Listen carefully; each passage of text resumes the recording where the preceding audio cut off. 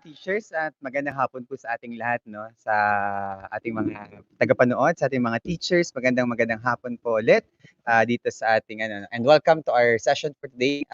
This is our last session for our February series teachers 'no. And, again, we'd like to apologize 'no kung na-move tayo ng schedule. We just have to, accommodate some schedule conflict 'no, sa Kaagapay Teacher Support. And we hope na hindi po siya naging inconvenience sa inyong lahat 'no. So, actually kanina, marami pa nakapagpa-thank you actually na na-move siya because I think maraming may mga ginagawa sa morning. So, I actually preferred an afternoon session. And that's a good news actually kasi, pagdating natin sa March series natin, we'll be, moving our, Saturday webinars, to the afternoon 'no, 2 PM to 4 PM. Okay, so medyo na po yung warm-up teachers 'no, ng paglipat natin, um ng ating ano, ng session natin. But before teachers tayo magsimula, let's first do check our video. Okay? Can you please do check if my video is clear? Also my audio. Okay? Baka po kasi nagsasalita po ako dito or nagdadaldal ako, wala pa pala akong audio teachers na. Do let me know teachers before tayo mag-start no. Yan. Okay? While I'm waiting for confirmation, please do confirm in our live chat teachers, no? Yan, clear. Okay. From Miss Pau Mendoza. Thank you, Teacher Pau, okay, for that clarification. Okay. Um, Maraming salamat po sa yan. Kayo mga nagki-clear na to. Teachers, please do share, no? Do share our link, no? In your Facebook timelines, in your groups, group chats, etc. No? Because our session for this is jam-packed session. Okay? So, we've gathered no other two incredible Google certified trainers. No? Ito po mga trainers na to teachers actually. Ito po mga in-invite namin for today are even more experienced than me, no? Kasi ako po bago lang na trainer ako eh. I was just certified last September. Ito pong mga trainers natin talagang mas hasa po talaga sila at mas bihasa, no? Yung sabi nga nila pagdating sa paggamit ng Google for Education tools. At syempre na-meet ko sila sa Google for Education, sa Google ano no, community. Okay? Doon ko po sila nakilala. Isa po sa kanila, okay, sa mga trainer today ay isa rin sa mga gumabay sa akin 'no, habang ako ay nag-exam, at naghahanda para sa aking certification bilang isang trainer 'no. So, malaki rin po ang utang na loob ko sa isa sa mga speakers natin today, okay? So today teachers, before tayo mag-start 'no, gusto ko rin muna siguro mag-shoutout muna tayo teachers 'no. So, let's, please do put your names, your schools, your location sa ating live chat 'no, para po mag-greet namin kay teachers properly 'no, 'yan, okay? Um, para po although nakikita ko po 'no, sa live chat natin, napakadami pong, suki, 'yan si Miss Liberty Carion, good afternoon 'no. Lagi din po 'yan 'no, lagi po natin kasama si Miss Liberty. Sir Anthony 'yan, thank you Sir Anthony, Ray Eder, hi Tia, okay. 'Yun, teachers pakilagay locations niyo 'no, para mag-greet namin kayo properly 'no. So we have good afternoon Sir, Raymond Redaza. Okay. Medyo madami na 'no, medyo mataas na yung, again mabilis umakyat ang ating live chat 'no. Miss Delia, Teacher Del from Benedictine Institute of Learning, bilis, Cavite. Have a blessed afternoon po Miss Del. Miss yan na bumibilis na naman. Miss Madeline, Giangan from Island Garden City of Samal, Davao Norte. Naku, lagi din 'to si Miss Madeline 'no. Sir Eugene Paul Rubin, Bukidnon State University, Sir Ruel Bosito, from NSDGA Marikina. Nako, Sir Ruel, no? Recently lang na meron tayong 3 Google Certified Educators na nakapasa from NSDGA. So congratulations po sa NSDGA Marikina. Okay? We also have Miss Catherine Oligario from Benigno Aquino, Benigno Ninoy S. Aquino High School, Makati City. Good afternoon, Miss Joanne Awingan. Sir Mike, umaakit kagad yung ano natin, ano? Sir, nako. Yan, kay sa teacher siyempre ang bilis sumakit ng chat natin. Pasensya na po kayo na kapag meron ako mga nami-miss or nasi-skip 'no. Nako, yan nasa guest din pala natin na si Sir Gary. Shout out to Sir Gary na isa mga pundasyon ng Google for Education sa Pilipinas. Hello Sir Gary, good afternoon 'no. Miss Janeline Arena from Albay. We have Miss Liza Antonio from Pan Pacific University, North Philippines tayo, Pangasinan. Sir Ernesto, ay, lagi po Sir Ernesto, no? Always, always in support to Kaagapay Teacher Support. Yan. Miss Princess Lopez from Pampanga, Angeles Cities. Pastor Manny, no? We're always again being blessed by Pastor Manny's presence from Imo City, Cavite. Sir Miss Julieta Barandok, Mataas na Paralan, Neptali A. Gonzales Mandaluyong. Miss, yun, Sir Eugene pala to, no? Okay na 'to, na-greet na natin 'no. Miss Regine Taipin from Province of Cebu. Miss Ana, thank you Sir Franco to our speakers for today. And Ana Andres from ACS Jakarta. Naku, nasa Jakarta pa si Miss 'no. Yan. So teachers, medyo madami na 'no. We'll continue again with our shout out later 'no. Pero gusto ko lang siguro introduce muna natin 'no, um, ipaliwanag ko muna teachers 'no, ano ba yung session natin for today? Bakit natin 'to tinawag na Google for Education 2.0, New Features and Updates with Google Tools. Okay, so unang-una teachers 'no, meron na kasi tayong series of webinars 'no, on Google for Education tools. Marami tayong mga walkthroughs on Google Classroom, on Google Forms, Google Sites, saka Google Drive 'no. Etong teachers 'no, itong pag-uusapan natin today, okay? Tinawag natin siyang 2.0 because ang intention natin for today ay i-upgrade yung ating paggamit ng Google for Education tools 'no, yung mga practical uses, mga integration. Kaya tinawag natin 'tong Google for Education 2.0 'no. As well as teachers, alam naman natin 'no, that this 2021 may massive amount of updates si Google for Education tools 'no. Sa pangalan pa lang 'no, nag-rebrand na 'to into Google Workspace at mamaya magkakaroon din tayo ng mga sharing 'no. Although we'll not like fully discuss everything kasi available online naman 'yan, pero pag-uusapan din natin 'no, we'll be sharing some of the updates 'no, in some of the tools that we're using 'no, para mas alam natin ano yung mga expect natin at ano pa yung mga puwede nating gawin in this coming year 'no. Kasi talagang ina-amp talaga ni ano ni Google yung kanyang mga updates at saka mga ano, very, very progressive yung pag-update ni Google sa kanyang mga tools 'no. So sobrang dami 'no, minsan nga hindi ka na makasabay sa dami ng mga updates niya sa ano, sa Google for Education tools, okay? So today teachers, will have actually two speakers 'no, two main speakers we have invited. If we have time, I'll also be sharing on building virtual classes using Google Tools. No? Pero much of our time for today will be allotted and will be used by our speakers. No? So we'll have two speakers for today. Primary speakers natin for today. Okay? So, yan teachers, so bago tayo mag-start, again, reminders for all, no, that this session is a certified session. So, you'll be receiving your certificates, but it will be based, no, on your evaluation form. So, wag po natin kakalimutan, okay? At the end of this session, we'll be showing you an evaluation form, okay, that you'll have to fill out, okay? And based on that evaluation form, you will be sending your certificates in 5 to 7 days via email. So no Google Drive, no websites, no nowhere to get it. No, we'll send it directly to you in 5 to 7 days. So just give us that much time, no, to process all your certificates. Okay. And then after that, teachers, again, no, you can always use our live chat for questions. Okay, so huwag po kayo mahihiya, no? Our speakers will be entertaining your questions as we go along, as they go along with their discussions. But at the same time, just like always, we will have a period for question and answers just in case, no, you have questions that you need to ask to our speakers. Okay? And again, teachers, just like always, huwag po kayo mahihiya, no? Ang live chat po natin ay in itself is another webinar, no? Okay, so marami po tayo dyan na mga experts din sa Google for Education tools na handang sumagot sa mga katanungan nyo. Sabi ko nga sa inyo teachers, nasa audience natin ang isa sa mga pundasyon ng Google for Education tools sa Pilipinas, and definitely he will also have answers to your question, si Sir Gary Garcia. Okay?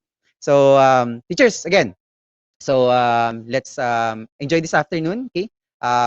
Full of learning, so sana po marami tayong matutunan at sana makatulong po ito sa ating paggamit ng Google for Education tools na pagtuturo. Okay. So to begin with, teachers, I'd like to introduce no our first speaker for this afternoon. Okay.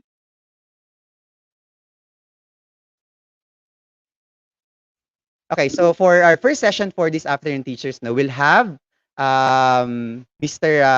John Darrell S. Mercado, okay, a Google certified trainer and also an innovator, and also hailing from GEG or Google Educators Group, Mandaluyong. He will be discussing with us today upskilling using Google Sheets. No? So things, no, practical use of Google Sheets, some of the features that you haven't, I think, no, explored yet hopefully will be tackled by our speaker for today. So let's all welcome our first speaker for this afternoon session.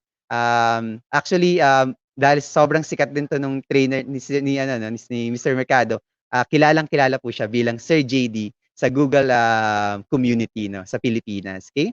So let's all welcome our first speaker for today, Sir JD Mercado. Yeah.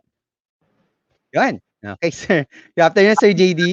Oh, good afternoon, magandang hapon. Good afternoon, Ah, Sir Franco. good afternoon po. Sir JD, siguro po bago lang tayo mag-start 'no, I'd like to ask siguro, ano lang, overview lang 'no, para lang may patikim na kaagad sa audience natin. Ano po ba yung i-expect ng audience natin sa inyong session for today bago ko po ibigay yung floor sa inyo for your discussion?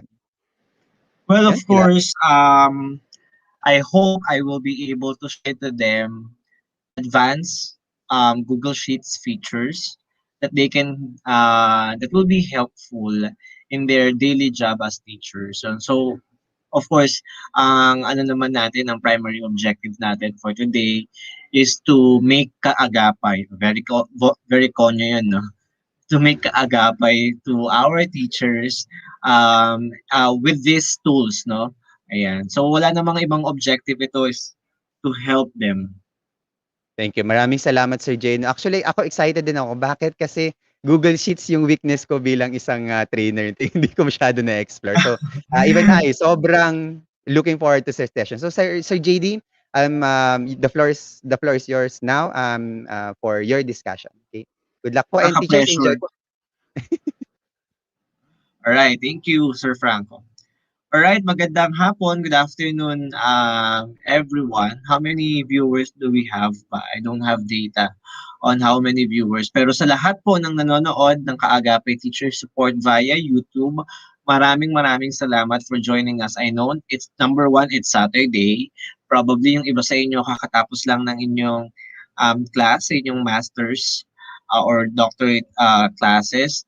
Or at saka pangalawa, no ano, it's afternoon, siesta time. So, probably yung iba sa inyo nagre-relax. And I hope yung ma-share ko sa inyo this afternoon is aside sa aside sa helpful siya, relaxing siya, and magagamit nyo siya afterwards. Kumbaga, hindi kayo mahihirapan na paano nga ba yung ginawa ni Sir JD, or hindi ko kayo masyadong kumbaga i-bombard with different features ni Google Sheets. Dun lang tayo muna sa helpful, no? At pwede niyo akong sabayan, pwede naman na hindi niyo ako sabayan. Ang maganda lang din kapag sinabayan niyo ako is, for example, kung dalawa yung inyong device, may experience niyo, and kung may question kayo, you can put it in the comment section. And then kung ang objective ninyo ngayon is to watch muna and to explore the possibilities of Google Sheets, maganda rin 'yon. At least nandun yung yung aha moments, no? What I mean is, ganun pala 'yon. Okay, meron palang ganung feature. So that later on, if you have your own time, you can go back to this YouTube video. Okay? And by the way, subscribe to Sir Franco's YouTube channel and the entire Agape Teacher Support Program. Okay? And tsaka nyo siya gawin, no, in your own convenient time. Okay? So again, magandang hapon po sa inyong lahat.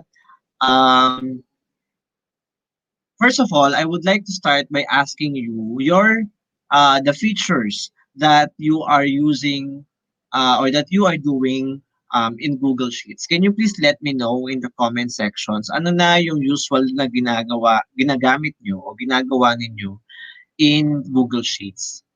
Or can you please let me know din kung you are using Google Sheets? Actually, ang topic ko is upskilling using Google Sheets. But before that, trivia lang, funny trivia. Nung tinanong ako ni Sir Franco anong topic ko, nag-iisip ako ng topic o ng title ng topic ko. Sabi ko sa kanya, lagay mo na lang dyan, sir, excel your skills using Google Sheets. So, well, we know that Excel is a different application and nakakatawa lang kasi wala, excel your skills using Google Sheets. Ayun. But hopefully, yun naman din ang objective natin. We want to excel your skills using the application of Google, which is Google Sheets. Sige, can you please let me know in the comment section if you have used Google Sheets and saan nyo siya nagamit na.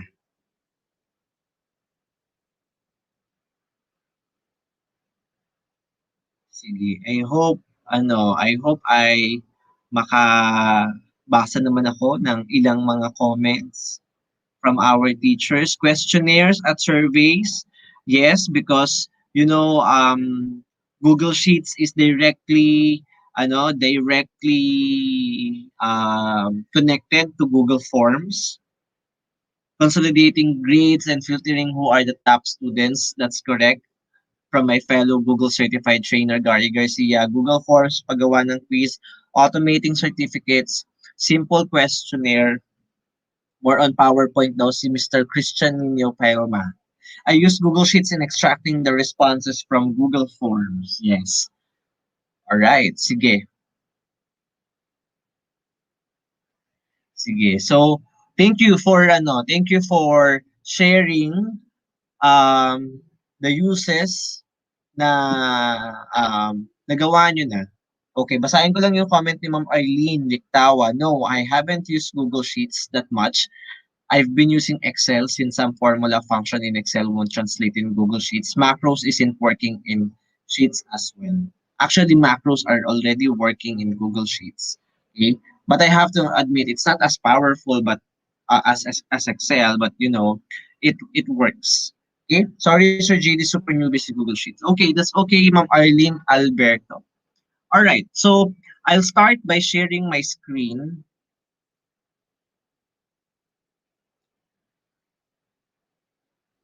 Okay, sige. Ayan. So, of course, we all know that Google Sheets is a product under the Google Workspace. No, before yung tawag sa mga products sa mga products in Google for Education is G Suite for Education. Now it's called Google Workspace for Education. So I hope teachers will start using the term Google Workspace for Education. And then, as we all know, I know nakakapanood kayo ng mga video ni Sir Franco, na-share niya na sa inyo that that when you want to open an application in Google Chrome, you can click this apps icon, or tawag nila minsan it's Rubik's Cube, and you can see all the applications under Google Workspace. Actually, mas marami pa siya when you click this one. Alright? Now, there are a lot of ways to launch Google Sheets. Okay, I would like to share three ways. All right. So the first way is when you open Google Drive. All right, and then when you click New and you click Google Sheets, all right, there you can see that it opened a new Google Sheets file. Okay, so that's the first one. I hope you won't take my session na mabilis or quick, okay? Because nowadays, ang advantage ng webinar is that you can repeat the process, no? Okay, so in the future, kung meron kayong mamimiss na step in what I'm doing, no, or in what I will do, you can just go back to that step, no, in after the session. Okay, because I hope I will be able to share a lot of things in 30 to 45 minutes, but I'm gonna limit it to 30 minutes so that we can have Q&A afterwards, no? Ayan. So that's the first one, no, via Google Drive. The second one is when you um, go directly to sheets.google.com. Okay, it's the same way to there. It opens up all the Google Sheets that you created in the past.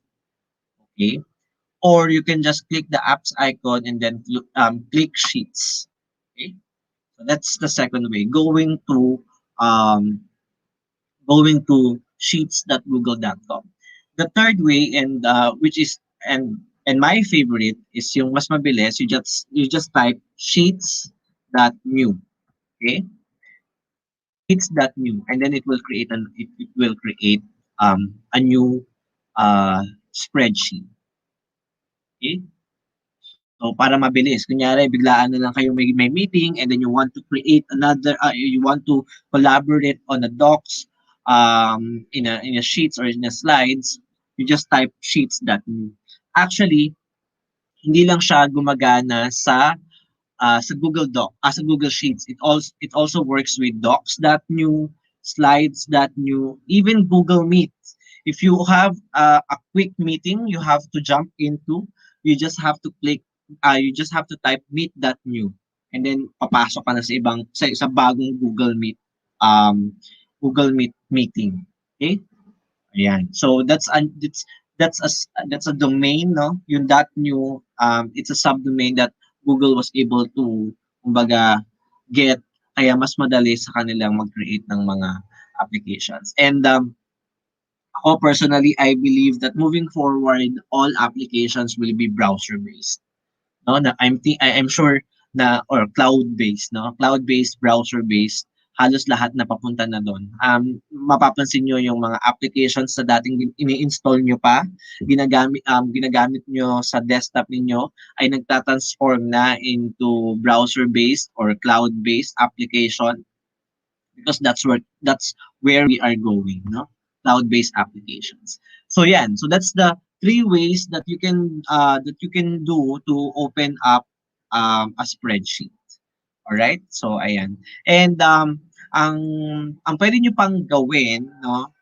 Kung gusto niyo na may shortcut kayo when you want to create a new Google Sheets file, is you just type sheets.new. Alright? And then, X nyo muna yan. Okay? And then, sige, maglagay na muna tayo ng shortcut. Ayan. Ano lang, I think this is not the way. Sheets.new. Then you have to start it right away.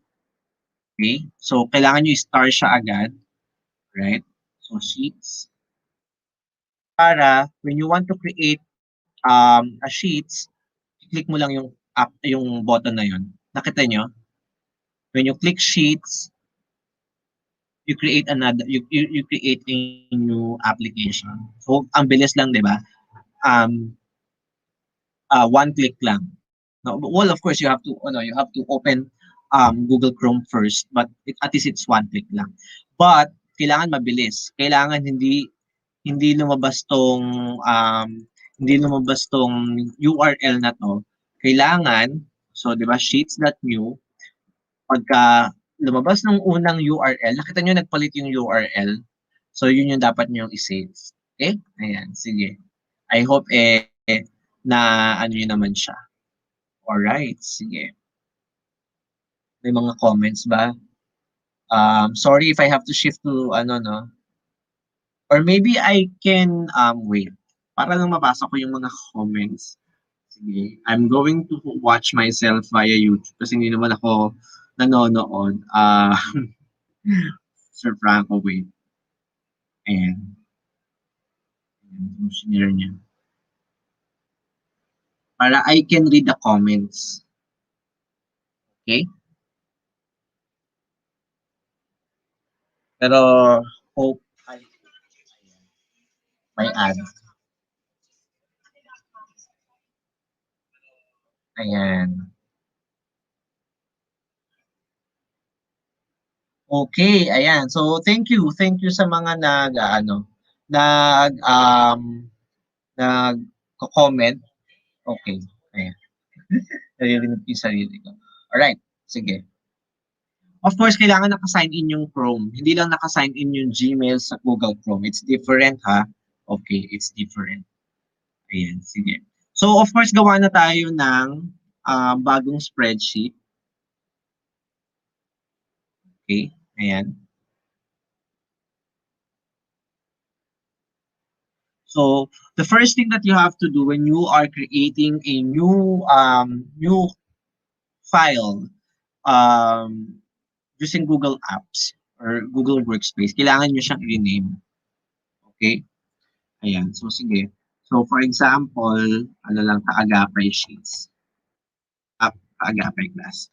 Okay. So, gaya nga ng sinabi nyo kanina, majority ng paggamit nyo ng Google applications is via yung class record. So, let's say, for example, gawin ko lang, let's say, Jose, Andres, Juan, ano pa ba? Okay, si Maria. Okay. So let's say, yan, there are the names, no? I-bold ko lang yung name. And then, for example, English, Science, Math. Okay, sample lang naman yan.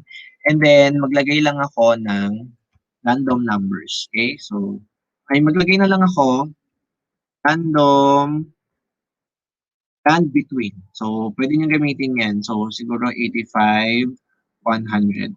So, hindi pala. Hindi ito magandang gamitin ng mga teachers kasi etong rand between ay para ka lang hayaan mo na yung sheets na maglagay ng number or grade doon sa ano. Parang nang hula ng grade. It's not advisable. Okay, so ayan. Naglagay siya ng random numbers. Igit na ako lang. Okay. So that's the usual no, usual look of our class record, yun yung usual look. Okay?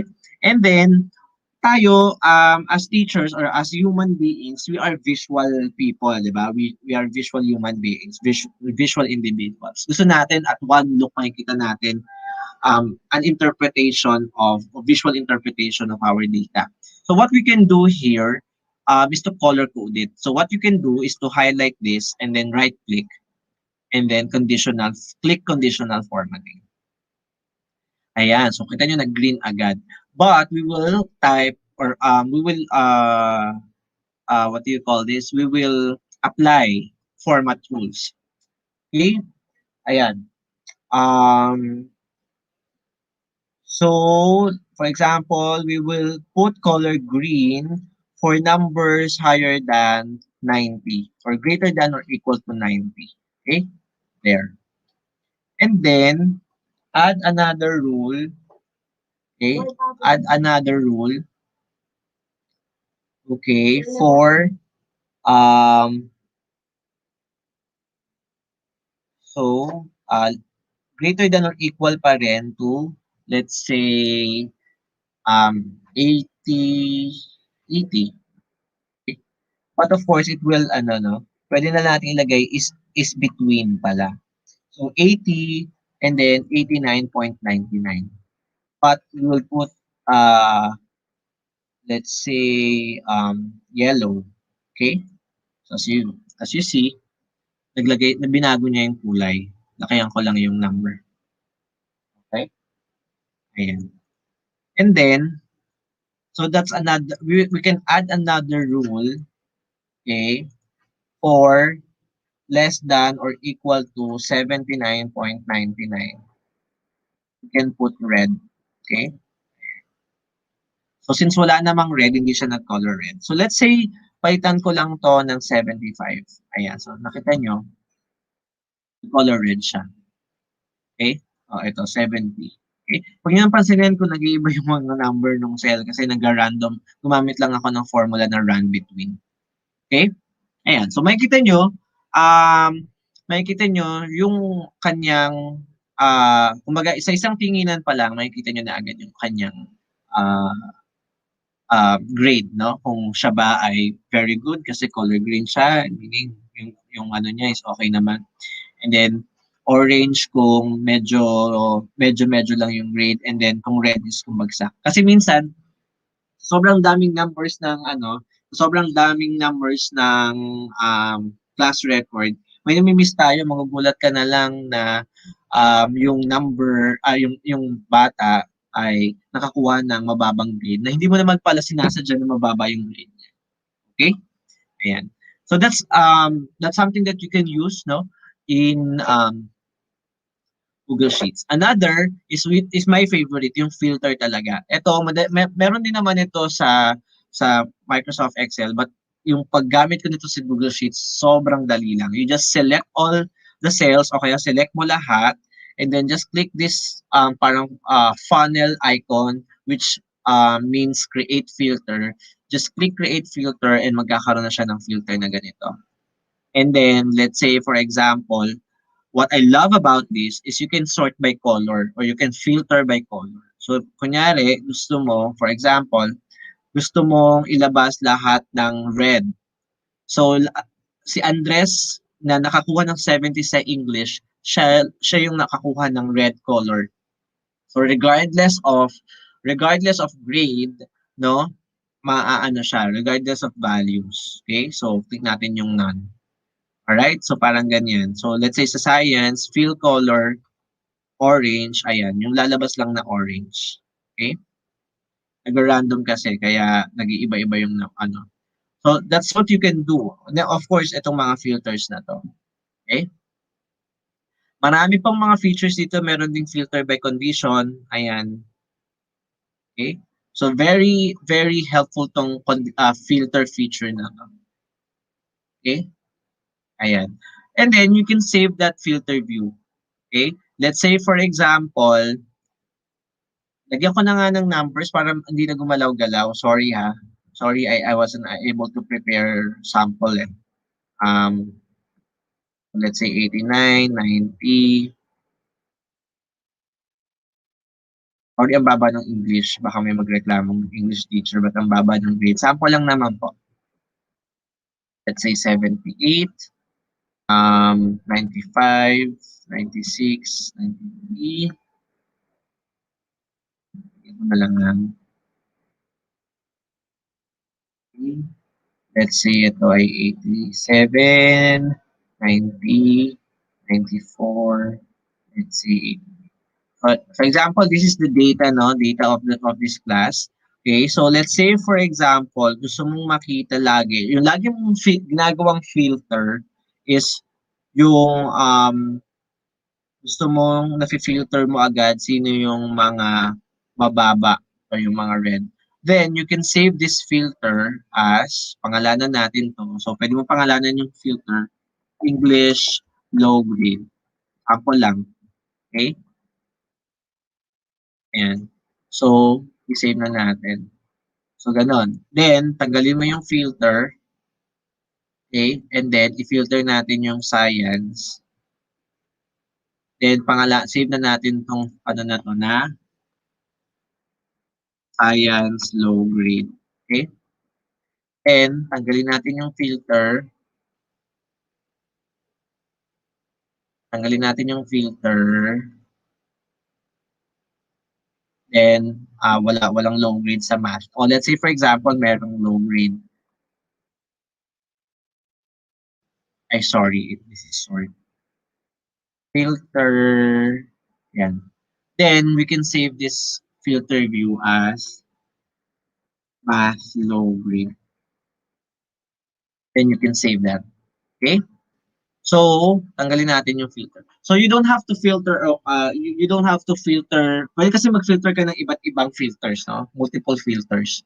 But, kung gusto mo na nakasave na yung mga filters mo, gusto mong malaman sino yung English low grade, ayan. Math low grade, ayan. Science low grade. At hindi na save yung science kanina. Sorry. Anyway, but moving forward, that's how you do it. When you are a very, kumbaga, into data talaga, you have a lot of data and you don't want to repeat different filters every now and then. So you just save that filter. Kasi pwedeng sabay-sabay eh. Pwedeng pagsamahin mo yung iba't ibang filters mo, then tsaka mo siya i-save. Okay? So, Basically, yun yung gamit ng filters. Okay? So, sige. Wala naman ako nababasang question, so proceed na. Thank you so much sa mga nanonood. 241. Thank you. Okay. So, ayun. And then, I'm going to show you a very, very good, hindi naman very, very good, pero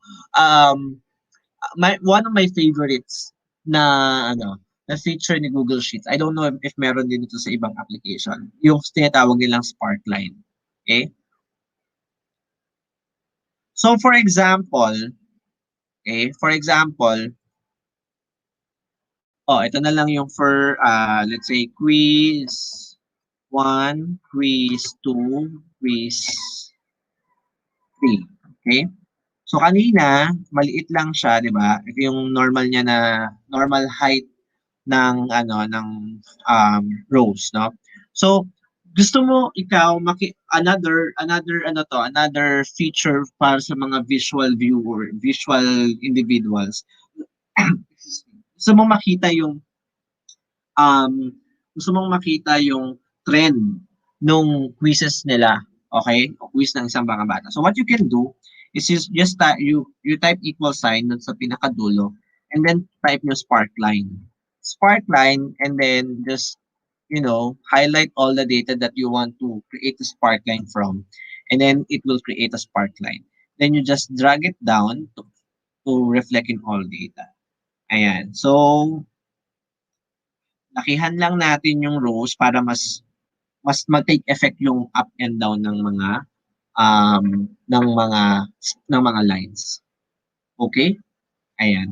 So, kung ito ay from, let's say, nag-start yung bata, ang quiz niya is nasa 80, and then biglang tumaas to 85, and then naging 90, okay?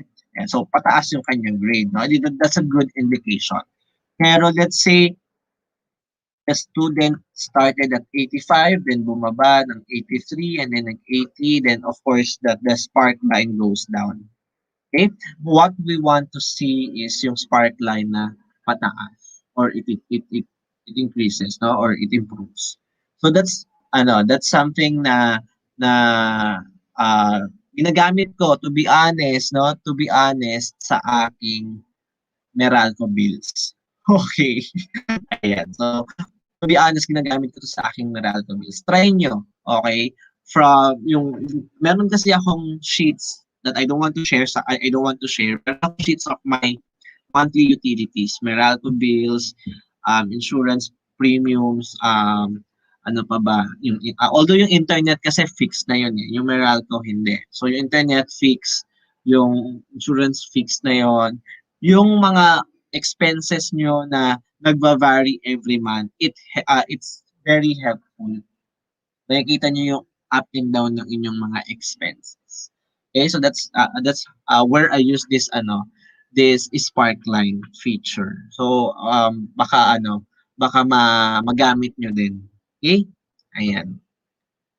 So helpful siya. Okay, pwede nyo bang pahabain yan para mas mahaba yung Sparkline. Okay? So with these simple features na meron si Google Sheets na parang you are doing data analytics. Yes, pwede siya. Sabi nga ni Ma'am Lani Amata, pwede siya sa enrollment trend. Okay? 'Di ba? So yung mga sinishare ko sa inyo, very basic 'yan, very basic features ni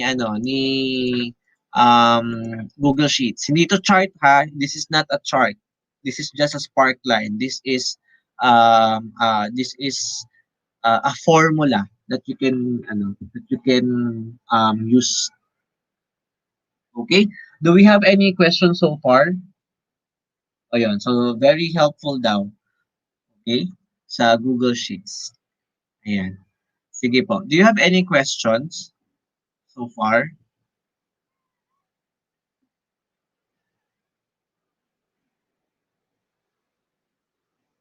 Hello? Ayan. Sige po.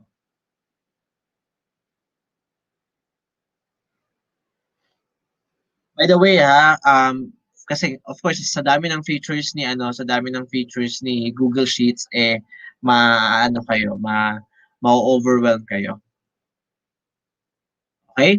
Another suggestion that I would like to share to you, no? Yung pwede nyong gamitin to with your fellow teachers o dun sa isang class na yon. Let's say for example, meron kang class o ikaw yung advisor ng isang class. Let's say, copyahin ko na lang yung mga name. Okay? Ayan. Sorry. Okay? And then, of course, kung kailangan mo i-collect um, yung grade from the English subject teacher, from the math subject teacher, from the science subject teacher, what you can do is you can share this to them. Okay? So, syempre, example, blanco to, no? Ilalagyan ko lang siya ng border. Then, I can put this at the center. And then, I can, let's say, this one. Para hindi nila galawin. Example lang. I can share this to, um, kunwari lang, kay math teacher, okay, kay science teacher, kay English teacher. Okay? So, sample lang yan. And then, I can make this, I can make them an editor. Okay? So, I will make them editors of these sheets. Okay? So, share anyway. Sa tanong ni Ma'am Madeline Giangan, anong version ng Microsoft ang ginamit niyo po? This is not a Microsoft application, Ma'am Madeline. This is Google Sheets that you can use online. Actually, you can also create offline application, but probably later I will share how. Okay, but this is entirely on what I'm demonstrating right now is entirely online. Okay?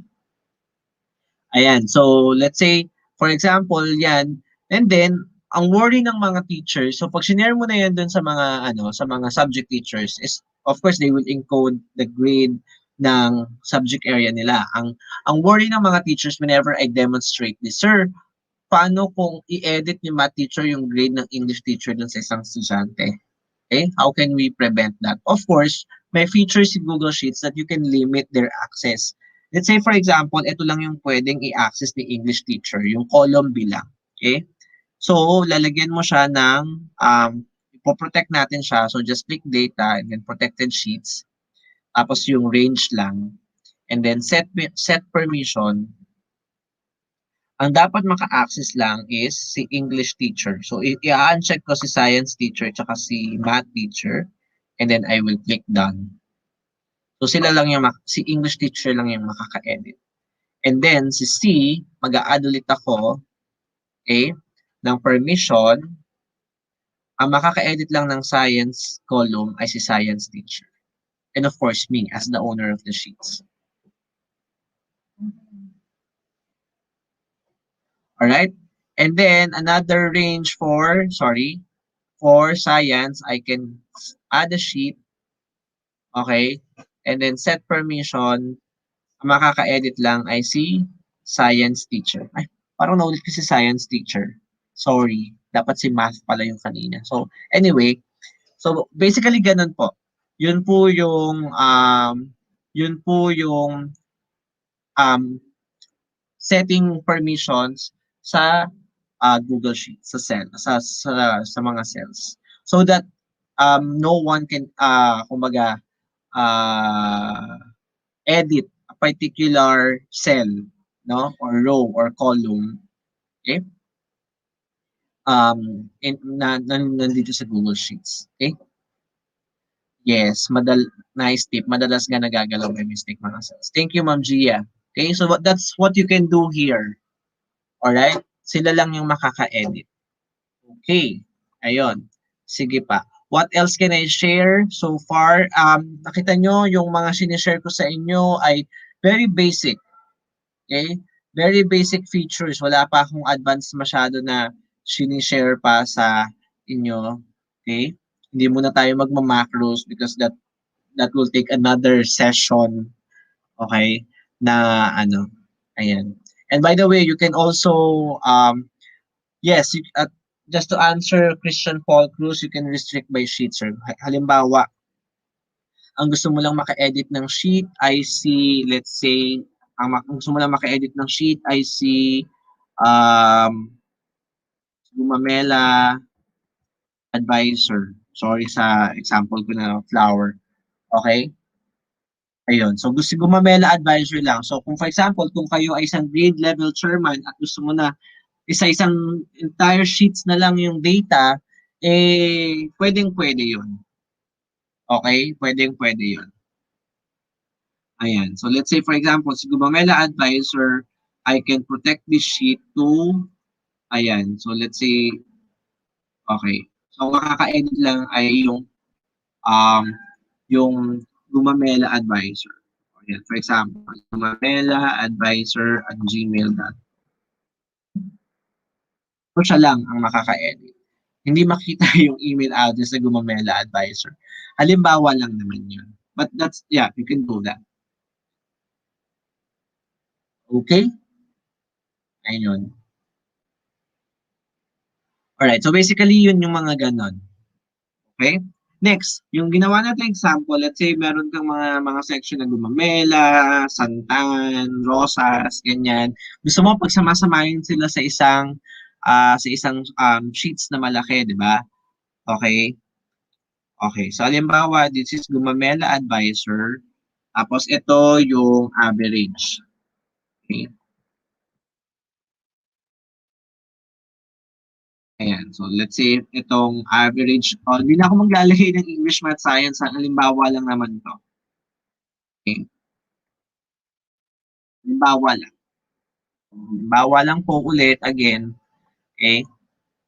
And then, gagawa ko ng another sheet. So, let's say Rosas Advisor. Halimbawa lang ulit. Okay? Kukopyahin ko na lang ulit ito. Siyempre, iba yung mga estudyante dito, pero hindi na muna tayo mag-edit ng mga names. Hayaan na lang muna natin yan. So, let's say 86, 97, 95, 88. Another sheet tayo. Let's say Santan Advisor. Okay. Okay, hindi na muna natin papakialaman yung mga pangalan. Okay. So, let's say 79, 80, 81, 89. Bawal lang po. Okay? And then you want to put all the grades, all the averages from Gumamela Advisor, from Rosas to Santan to this master sheet. Okay? So let's say ito yung Gumamela, Rosas, Santan. Okay? Again, um, if you find me too fast, you can go back to this video. You can pause it. At actually sa YouTube, meron siyang slow the speed, no? Speed slower for the lack of word. Okay? So you can slow down the speed so that mas mabagal akong magsasalita. Okay? So ganun lang naman 'yan. Okay? And then you can import range. Meron tayong tinatawag na import range. Pwede rin naman tong another spreadsheet or pwede rin naman tong hindi, actually kung galing siya sa same sheet, mas madali lang naman din to. Okay? Ayan. And then, so ayan siya.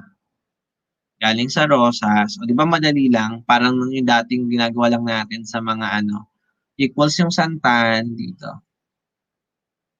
Okay? So, madali lang to kasi galing sa same spreadsheet. Paano kung galing sa ibang spreadsheet? Let's say, gagawa ulit ako ng bago.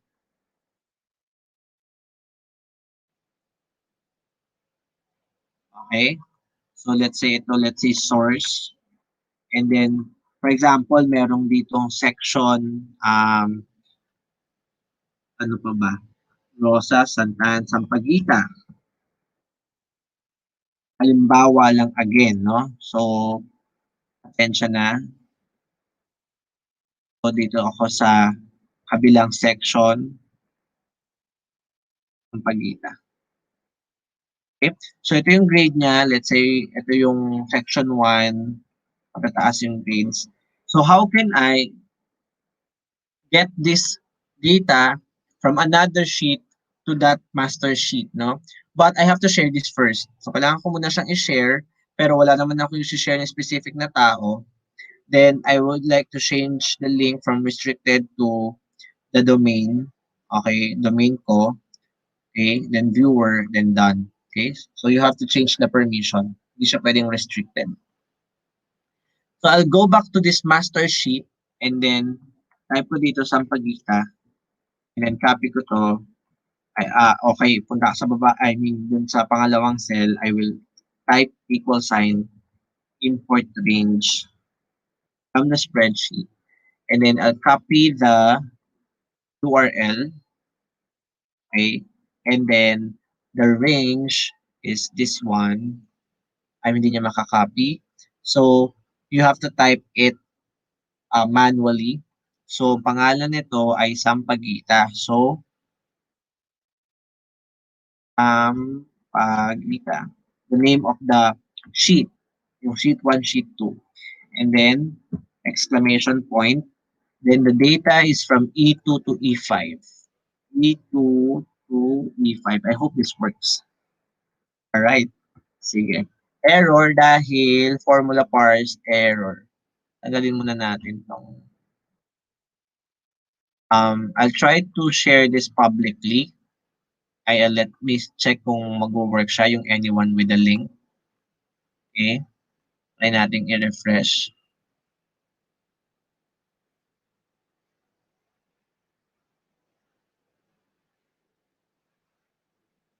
Import range. Why is it working?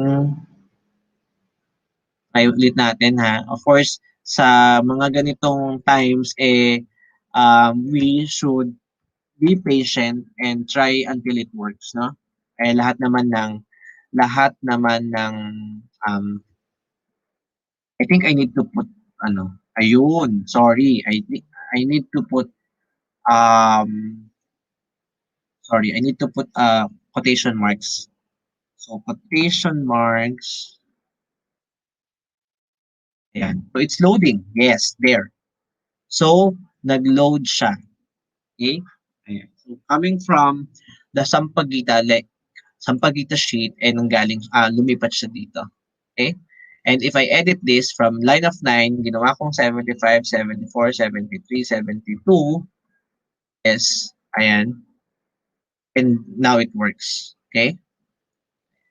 Now, let me just try kung gagana pa rin siya kung same domain lang. Hindi siya naka-anyone with a link. Kasi syempre, medyo risky pag naka-anyone with a link. I think it still works there. So, nag-work pa rin siya. Okay? Ayan. Sige. So, do you have any questions so far? Doon sa mga, doon sa mga, yeah, thank you, Sir Gary. Thank you. Thank you sa input. Yeah, nakakalimutan ko maglagay ng quotation marks. Yeah. So, ano pong syntax ng import range, Ma'am Lani?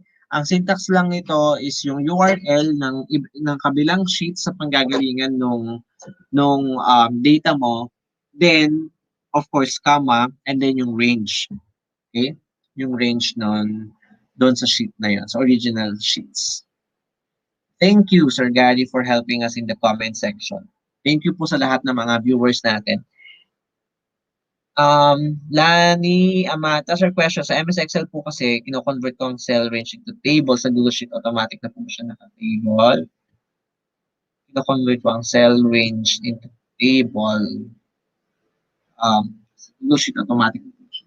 I think, no? I think na same lang din naman yung niya.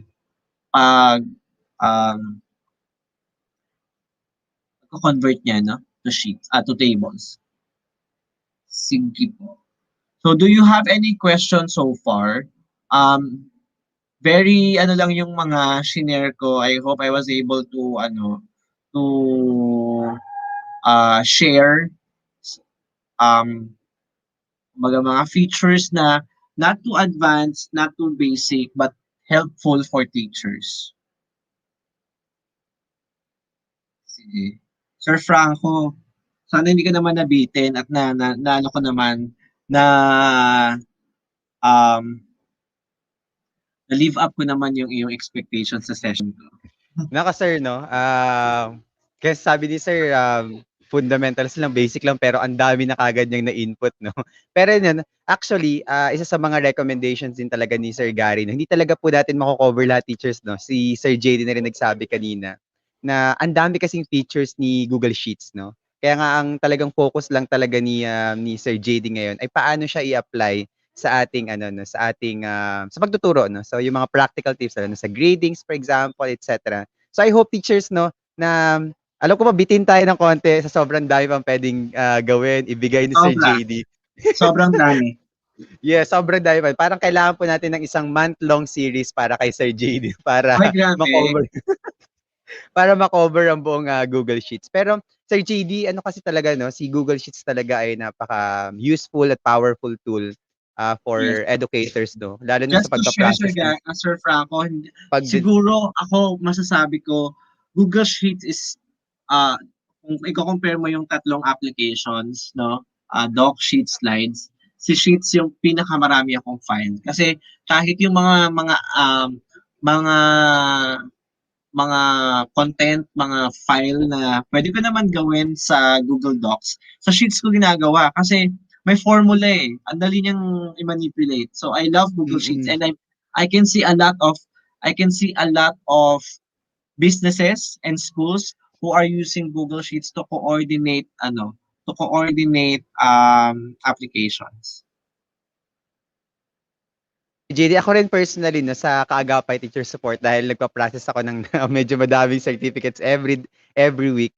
Ito naman yung gamit na gamit ko siya sa pagge-generate ng, certificates, ng mga letters 'no, kasi gumagamit ako nung, extension na Autocrat 'no, 'yun yung pinakagamit ko. Pero sir talaga sobrang basic lang ako sa Google Sheets 'no. Kaya kanina tutok na tutok din ako sa session mo kasi gusto ko siyang, matutunan paano siya gamitin ano, paano siya mas ma-optimize. And actually Sir JD 'no, ako personally, kapag po talaga, teachers 'no na-master niyo or nagamay niyo yung mga function ni Google Sheets, sobrang papagaanin niya po yung trabaho niyo 'no sa pagko-compute ng grades, pag-process ng data, lalo sa mga nagre-research Sir JD 'no, isa sa napaka-powerful Yes. tool din. So, yan po 'no. So teachers, yan, maraming salamat to Sir JD 'no. We'll be, having ano, kapag may mga question pa po kayo mamaya, actually lalo na sa Google Updates baka pa may mga ma-share din si Sir JD mamaya.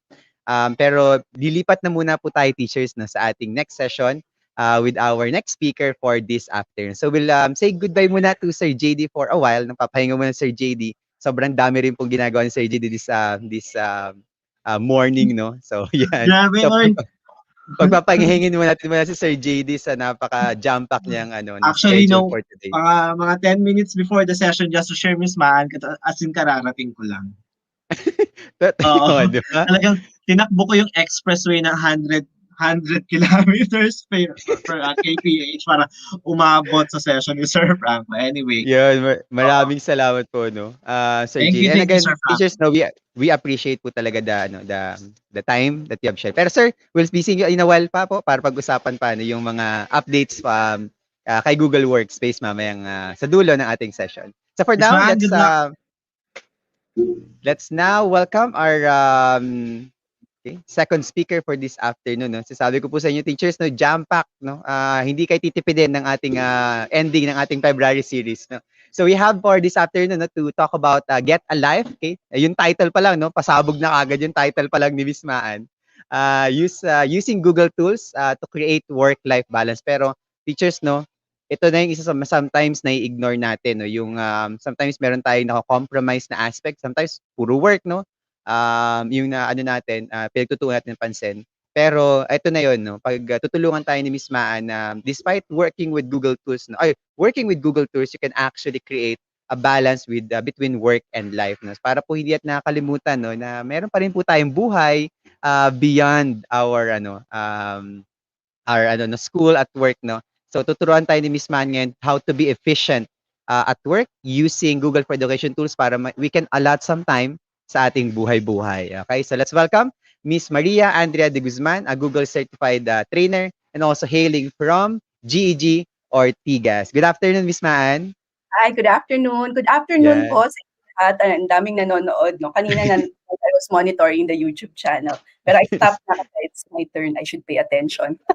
So, No, hello. yun, Miss Maa, ano lang po siguro, katulad po nung hiningi ko kanina kay Sir JD, siguro po patikim lang, ano po yung expect ng ating audience for this, for your session for this afternoon? Well, this is a light kwentuhan ano, kasi ako I'm going to share some of the things that I do, how I use the tools 'no, even in my personal life, para maging mas efficient lang yung use natin of time. I'll also discuss later why 'no, why I decided na ito yung gusto kong i-share. Kasi si Franco nung nilapitan niya ako parang very broad pa yung topic niya. And then I had to ask him, puwede bang ito yung i-share ko in particular? Kasi ako, I'm always concerned about how teachers, 'di ba, teachers, send me a heart kung lahat kayo minsan 10 PM na nagche-check pa. I'm sure nangyari yan sa inyo, that you actually, um, are spending so much time checking or lesson planning. So since I'm also a teacher and an educator, I feel for you. So I had to figure out also for myself. Mamaya kuwento ko sa inyo kung bakit ko ginawa yun. Puwede Yan. ba ako O mag meron 100 heart dun, Miss Maa, dun sa puwedeng-puwede, 'di ba 'di ba? last time nag-usap tayo na habang nasa training ako ng ano natin, nagche-check pa rin ako ng assessment natin. Sabi ko sa'yo tanggapin mo na lang na mag-o-overtime ka mamaya. Tama nga. Yan, daming heart na Miss Maan sa ating live chat right now. No? So Miss Maan, I'll give the floor now to you for you to maximize your time. So teachers, enjoy Miss Maan's session for this afternoon. Alright, thank you. So let me start by sharing my screen 'no, yun na yata yung pinaka-buzzword natin 'no. Um So here, yan. Okay, yan. So I hope you're seeing my screen now. Medyo delayed sa akin yung feed eh. There. So for now, no, ang gusto nating sabihin, no, I wanted to really share using Google Tools for work-life balance. So ang tanong nga sa akin ni Franco kanina, di ba bakit? So let me share why. Siguro hindi ko masasabi sa inyo why without showing you this picture. Okay, so papakita ko sa inyo yung picture. Huwag kayong magulat. So this is me nung 2018, December 2018, that's my dad. As you can see 'no, medyo healthy talaga ako noon. So mahilig akong kasi 'di ba tayong mga teachers ang dami nating minsang ginagawa, nakakalimutan nating kumain on time. Tapos pagdating sa end of the day, ang nangyayari is you reward yourself with lots of food.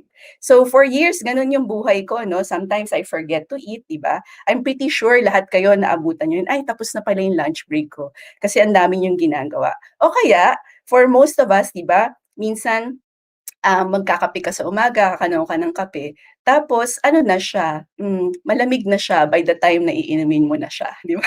Kasi obviously nakalimutan mo na because you were preparing for class, you had class, o kaya 'di ba yung joke nga kung gusto mo ng iced coffee as a teacher, kakanawin mo siya sa umaga, ta's maiinom mo na siya sa afternoon. So, gano'n talaga. Anyway, so at this time 'no, at this particular time, so this was 2018, you can see how big I was. So at that time also, I was very busy with work. Tapos, oy, thank you Gary, thank you for telling me I still look awesome even though ang laki ko noon. Trust me, at that time parang hindi ko siya hindi ko siya naramdaman. So, pero ako naman wala naman akong issues with how big I was kasi masaya naman ako generally as a person. Pero really, 'di ba, as teachers, what happens is we really give up a lot of the things, yung basic necessities na yung eating in particular, because we want to do so many other things for for your children, para sa students natin. And if you're in administration, kasi ngayon I'm in administration already, so ganun din. Kasi mas dumami yung mga anak mo, mas madami yung concerns mo. So, why do I have to show you this picture, no? Kasi ito yung why ko kung bakit I strove to try to get a work-life balance. So, a few days after this picture, obviously this was taken this was in Hong Kong Disneyland. So, nagbakasyon kami nung family ko, this is my dad, kasama ko yung husband ko and the rest of my sisters and their husbands also. Tapos, and may pamangkin. So, even that trip itself, medyo busy siya. So, pero of course, doon talagang kakain ka ng madami and stuff. So pagbalik namin from the vacation, obviously January, tatapos na, no? Ang unang activity sa school ay our annual physical exam. At ang nangyari dun sa annual physical exam is pag-upo ko to get my blood pressure from the nurse, hindi na nila ako pinatayo, diniretso na nila ako sa ER. Kasi sobrang taas pala ng blood pressure ko. Hindi ako makapaniwala. Yung unang ano ko was denial pa ako. Parang hindi, I feel fine. Hindi ako nahihilo, wala akong symptoms. Pero apparently, it was such a dangerous level already na talagang kailangan na akong ER. Okay. So a week later, I visited my doctor and then he placed me on 5 maintenance medications. Okay. So bakit yun traumatic for me? Una, feeling ko ang bata ko pa para mag-maintenance meds, di ba? Lahat tayo. Meron tayong ano parang pag nagkaroon ka na ng maintenance med, di ba parang ang lola mo na nun. So ayaw mo mangyari sa sarili mo yon. Tapos second, magasto siya, di ba? Ibig sabihin, idadagdag mo siya in the budget. Tapos kung 5 siya, ang dami nun. Parang for me, hindi yun tama. So I really strove to get back my life. So yun yung aking ano, I want to claim my life back. Kasi sinabi rin sa akin ng doctor, pwede namang i-ignore natin kasi palagi kong sinasabi, you look fine. I feel fine, parang palagi kong sinasabi ganon. Pero ang sabi niya, pwede naman, pwede natin i-ignore. Pero pag in-ignore natin, di hintay lang natin mamatay. So hindi naman ganon dapat. Okay. So ngayon, what is it that I can control? So siguro yun dapat yung kailangan natin isipin as teachers. There are things that we can control and things that we cannot. And the only thing I can control is how yung sarili ko, kung ano yung gagawin ko. So there were many things that I could have done, no, in order for me to prevent. Ang goal ko just basically is to claim back my life, tas maging mas healthy ako. Kasi hindi naman tayo pwedeng maging unhealthy all the time. Plus, di ba teachers, kasi dahil tayo ay in a caring profession, minsan nakakapagod din. So kailangan mo din magkaroon ng time to reflect and recharge. So yun yung mga goals ko for myself. I wanted to make sure that I had time for my work because my work is something na important to me. Lahat naman tayo tinawag to teach, hindi naman tayo napilitang magturo, so to speak. Talagang gusto nating magturo. So gusto ko makapagturo pa ako, maging magaling na educator ako, magkaroon ako ng time for my family, yung makapagbakasyon with them or spend time with them. Tapos gusto ko mabalik yung healthy na sarili ko. So yun yung mga goals ko. So hindi ko makokontrol yung mga ibang bagay, di ba? There are many things na hindi ko makokontrol. Ayos. Miss Lani, thank you. Amlodipine, yan din yung isa sa mga una kong maintenance meds. Yan, sharing lang. So, di ba, mahal siya. So, mahirap siyang yan. Ayaw mo na siyang bilhin. Parang gano'n. Anyway, so, ganun talaga, di ba? So, we want to spend time controlling. So, I really reflected on what it is that I wanted to do. Hindi na pwedeng i-reward ko yung sarili ko ng pagkain all the time. I really had to, one, fix kung kailan ako kakain. Kasi, malalaman mo na yung epekto ng hindi pagkain, lalo lang nasa-store yung fat. So, kasi minsan ka lang kumakain. So, lalo ka lang lalaki pag kumakain. Pag kumakain ka like once a day or biglang maramihan. So, hindi din healthy yun. Or yung ginagamit mo yung kape as your food. Kasi hindi naman siya pagkain, obviously. So, yung body mo, talagang pinikip niya yung fat kasi wala siyang ibang nakukuhang nutrition from you. There. So, I had to figure out ano ba yung within my control. Okay, so those are the things that ano. So, ang first tip ko sa inyo in order for you to achieve work-life balance is to list. Get a list. Now, luma na yan luma na talaga. Kasi everybody probably has a list already. Pero ako, yung list ko is really very specific. It's a list of the roles that I have that I want to make sure that I'm able to do. Kunwari, gusto kong makapag-workout every day. So that's one of my list. Gusto kong maging good na administrator. So obviously, that's a big chunk of my list. I'm married, so I want to be a good wife. And I want to be a good daughter. And I want to be a good sister to my sisters and to my family. So yun yung top 4 ko in my list. Recently, nadagdag ang GEG work. Kasi when the pandemic happened, I realized that I had more time.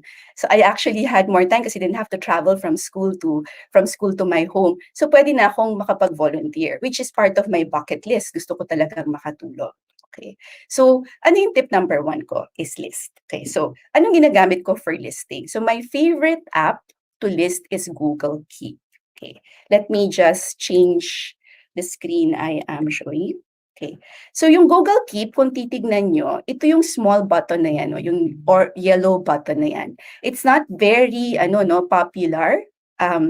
kasi very few people know that it exists. But when you click on that button, you will find the ability to create lists for you. So ito yung list ko. This is my personal list. So you can see that yung uli kong list na ginamit is GEG or TGAS. Kasi, yes, I have GEG work, Gary. Nag-meeting tayo kanina. So nilagay ko yung mga things na kailangan kong gawin. Kunwari, ito, for example, this is the Google Forms that I was assigned to do. And then I had to do the calendar invitation link. So yung mga yun, nililista ko siya kaagad. To get to keep, you can, again, as I showed you, let's do that. Lakihan natin tong screen na to. Okay. Para makita niya. Yan, you just click on this yellow button over here, and it automatically does this. You can also make it larger by clicking on this. So it puts it in a different tab. And you can see all the lists that I have. Okay, so yung mga headers, ginawa ko lang yan for myself. So normally the list is just, a title and then yung list. Pero yan yung mga ginagawa ko. So this is my personal list. You can see I have a bill payment that I have to pay. Hindi naman ako nahihiya. Hindi naman nakalagay dyan kung magkano. Yung grocery list. Tapos yung wish list, the things I want to save up for eventually. So kunwari, yung grocery list, what I love about Google Keep is I can share it with someone. So you can add someone that can use a collaborator. In this case, ang collaborator ko is my husband, si Mark. No? Yan yung kanyang email, The Hungry Rider. So, because he rides, and he rides to get food. So, obviously, yun yung aming bonding. Anyway, so kapag may nagkulang sa bahay, ilalagay niya dyan yung list. In the next grocery trip, nilalagay na namin dyan. Okay, so alam na namin, hindi kami naglilist ng paisa-isa, meaning hindi ako uupo, tapos nilista ko siya. Pero ang nangyayari is, throughout the week, pag may naubos, let's say wala ng milk, yan, nakita nyo, naglaba kami the other day, wala na palang Ariel. So, ilalagay lang namin siya dyan together. So, that way, alam namin na when we go to the grocery, ito na yung listahan. So, it makes it efficient for us. This is my bill payment list, and really, you can see that the things that I pay for every 20th. So, tapos what I like about this is I can set a reminder also, and I can pick a time and a date. So that way, alam ko, every month on the 20th, mariremind ako that I have to pay the bills. So I don't have to think about it. Kasi part of the things that are very stressful about life is yung parang ang dami mong iniisip. Diba? Ang dami mo siyang iniisip, yung ang dami mong kailangan tandaan. So listing actually helps. If you are a housewife, for example, if you are a wife, I know that there's a lot of mental load on women to run the household. One of the things I realized coming into to a marriage is para rin siyang running an office, diba? Kasi ang dami mo rin kailangang ayusin. May tanong si Miss Condino, si Mary Joyce, is Google Keep available offline? Nagagamit ko naman siya minsan offline kasi meron din akong version niya sa phone. So very convenient siya. Pero hindi ako sure. But JD and Gary are here if you know if it can be used for offline work. Pwede, just please answer kasi hindi ako sure. Pero nagamit ko na siya, I think, once online. Anyway, so it's really convenient. No? Let's continue. So this is my personal one. So I also have a running task list for my personal list. Kunwari, nakita mo dyan, for my family, nininame ko siyang ganyan, family, follow up yung my sister got married, thus I'm in charge of the wedding albums and the collaterals. So I have to follow up that. I have a bake day coming, yan. So I have errands for my titas. Like, kunwari si tita niya, she wanted the goldfish, so I'm supposed to get her that. So those things are things that you can actually put in Google Keep. The wonderful thing about Google Keep is that obviously, like most Google tools, it's free. You can download it. Pwede siyang app sa phone, kung phone yung priority device mo. Tapos, pwede rin siya sa laptop or sa tablet. So, sobrang convenient siya. So, basically, meron ka ng isang place where you can keep all the lists that you have in your life. Okay, so this is my personal list. So, syempre, hindi lang ito yung nangyayari sa buhay ko. Obviously, may trabaho tayo kasi di ba, hindi man tayo mayaman. So, kailangan natin magtrabaho para kumita. So, some of the things that later on I will show you. So, some of the things that I have to do, I actually put in a task list separate from my personals list. So, meron din akong running task list for work. And then, yung next step ko sa inyo with listing is that you have to come up with a task a set of tasks for the day. So I will show you that in a minute. So this is my combined, lalakihan ko siya para makita niyo. This is my combined keep list, no? Because yung school ko, yung domain, hindi siya pwedeng, hindi siya whitelist, hindi siya secure domain siya. So I cannot share with others. I share my personal list to this particular email. So here you can see I have a today's task. So at the end of the day, I actually choose the task I want to do for the following day. Ang rule ko is I have 3 tasks for work, tapos 2 tasks for my personal. Okay, so that way, nagmo-move both. Okay, so from my running task list for work, I create today's task list. So ito yung pinaka-active kong list. So nandito yung mga kailangan kong gawin for work, yung 3 na yan. Tapos meron akong extra. Hindi ko pa nalalagay yung gusto kong gawin sa personals. But really, it's something na you can do. So, tapos, pinaka-gusto ko talaga na may alarm siya kasi I can actually be able to be reminded without thinking about it that I have to check it. I also use it to organize some work. Kunwari kapag quick links, yan, I just put it there for lower school, for middle school, andito pa rin yung GAG. Yung mga hindi ko masyadong kailangan, nasa baba lang sila. So it's really a good way for you to organize your work. So this way, you can see in a single page the things that you have to do for your life, both outside and both inside and outside of your work. Kasi minsan, when you're too busy or minsan pag hindi mo na-organize yung work mo or yung life mo in particular, it eats up to a degree to what it is that you want to do. Okay. So, any questions so far? Baka may question. Sorry, dada ako ng dada. Hindi ko nakita. Yes, yes, Miss Gia, pwede po siyang mag-alarm. Kasi later on, I'll show you my calendar. Pero you can see na meron kasi akong mga, kunwari yung bill payments ko, I already have an alarm for that. So you can see here, meron siya, tingnan mo, today actually yung bill payments ko. Tapos meron siyang 8 a.m. Tapos, I can pick a specific date of the month. So I can pick a date, for example, so ito, Feb 27, I can pick a time, I can say if it repeats and I can say I have to repeat it monthly. Once I save that in my calendar, magkakaroon automatically ng reminder. And it will alarm. Yan.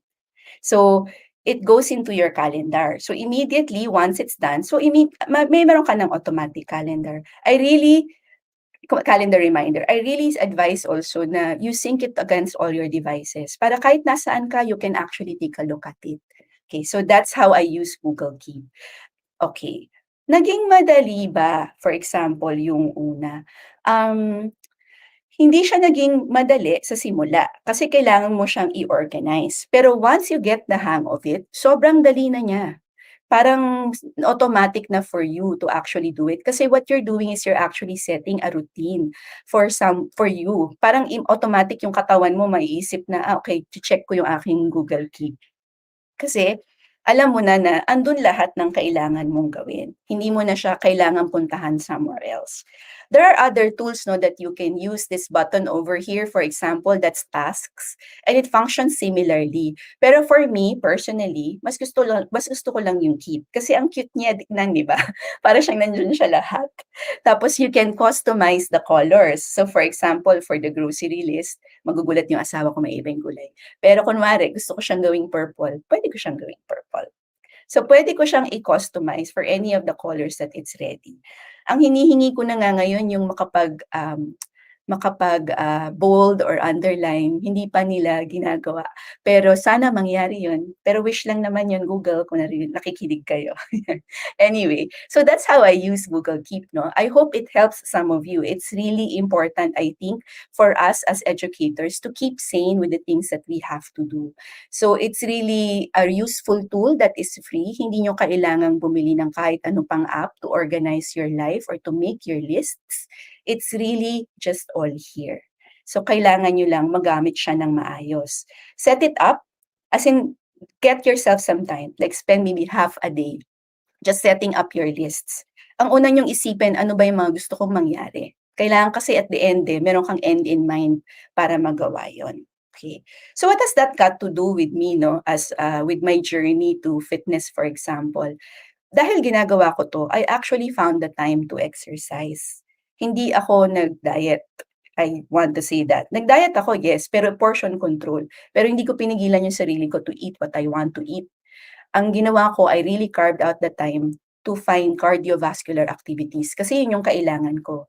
Hindi ko kailangan yung hindi ko kailangan yung ayokong i-deprive yung sarili ko sa pagkain, 'di ba? 'Di ba yun na nga lang yung reward ko sa sarili ko, yung pa tatanggalin ko. Yun naman usually yung mga hypertensive diyan, yan. Yun naman usually ang ayaw natin, 'di ba? Yung bakit hindi ko puwedeng kainin yung gusto kong kainin. So, dahil ayokong mangyari yun sa'kin, ang gusto ko, ang kinontrol ko, yung puwede kong gawin para makain ko yung gusto ko. Okay, there. So, that's for keep. Okay. So what's my second tip?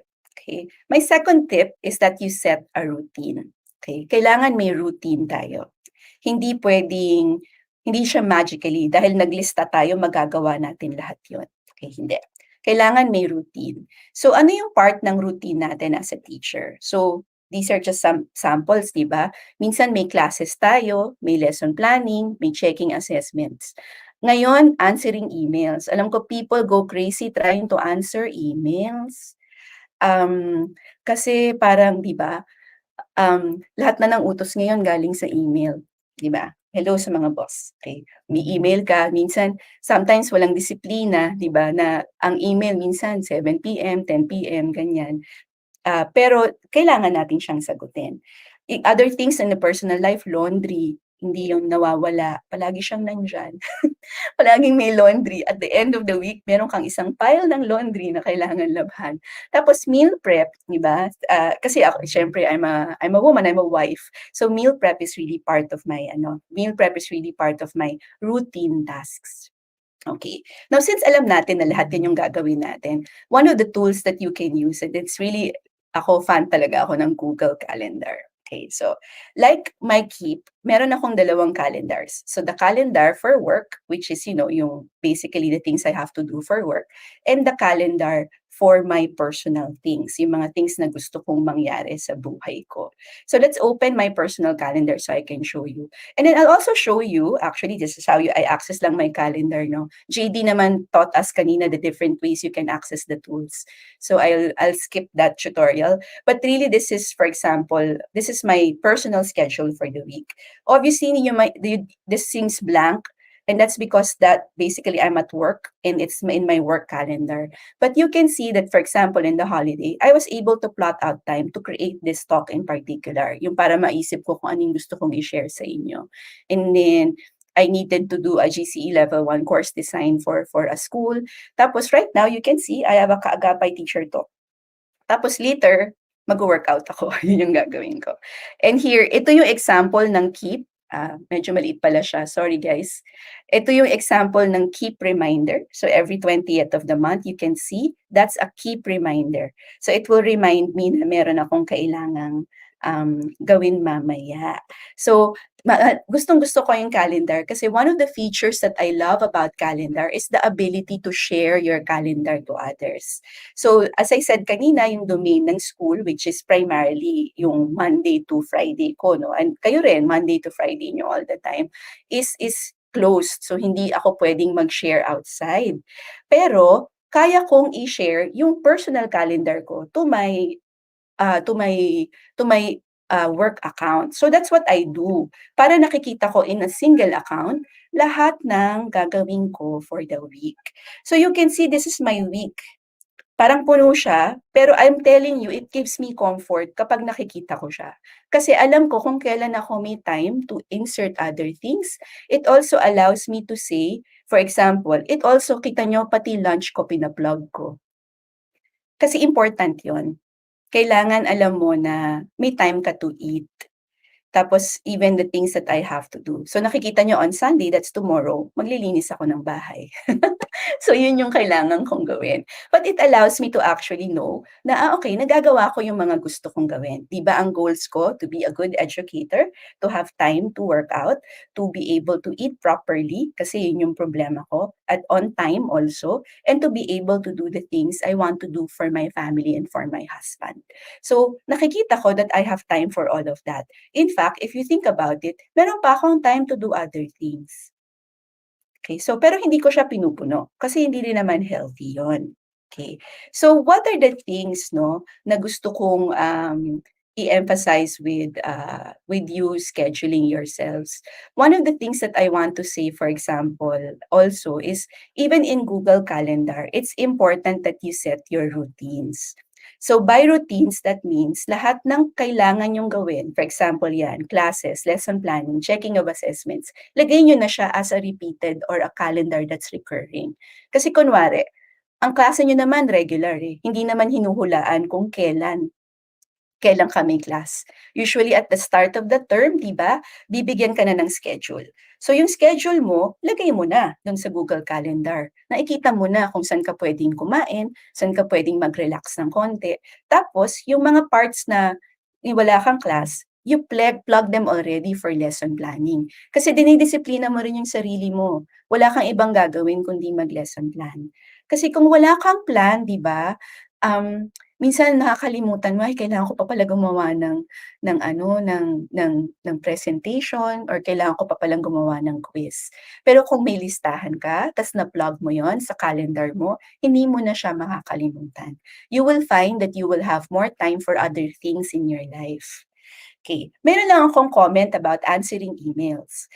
Sa ako, what I find effective, isang beses lang ako nag-a-answer ng emails. That's from 8 to 8:30 every day. Wala ng ibang oras, yun lang. So 'pag nag-email ka sa'kin ng after 8:30, malamang bukas ko pa kita masasagot. So I always tell my teachers, if you want an immediate answer, you call me or you text me because more chances are probably answer faster that way. Pero kung di naman urgent, tas meron kayong gustong itanong, an email will suffice.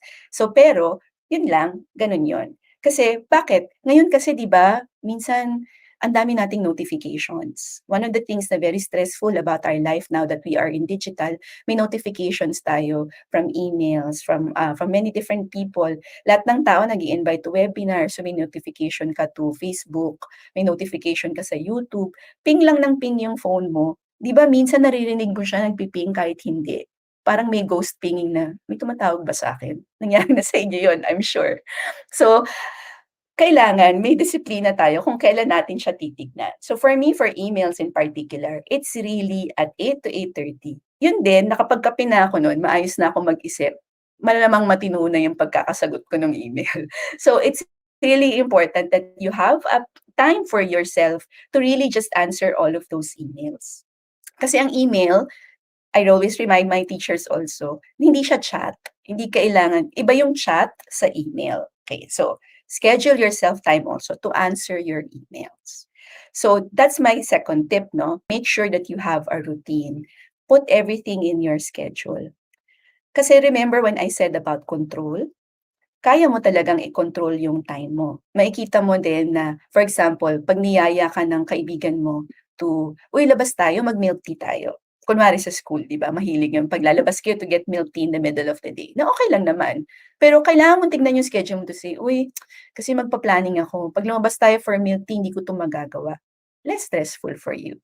O kaya pabili ka na lang. So, puwede naman yun, maraming options. So, alam mo lang how to manage your time kasi 'pag hindi mo siya ginawa at that time, kailangan mo siyang pagbayaran later on. Tulad ng example ni Franco kanina nung nanonood kami nung, nung launch ng Google the other day. Sabi ko sa kanya, "Tanggapin mo na mag-o-overtime ka kasi kailangan mo gusto mong manood, pero hindi ka puwedeng mag-check habang nanonood." 'Di ba? How about yung mga makukulit na bata always asking questions? Yan, tanong ni Tony.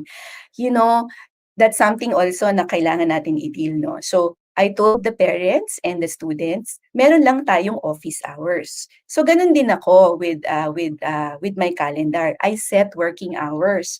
So, sige, I'll show you where it is. Sa settings, you can actually go to settings and you can see that you can set office hours. Kasi once you set office hours, 'di ba, you can start your view, working hours 'yan. Then you can set also na anything that is they try to schedule you at that time, ide-deny na niya. So you want to set office hours. So kung yung office hours niyo ay naka-set already in your calendar, know that you're out of office, hindi na sila dapat mag-email.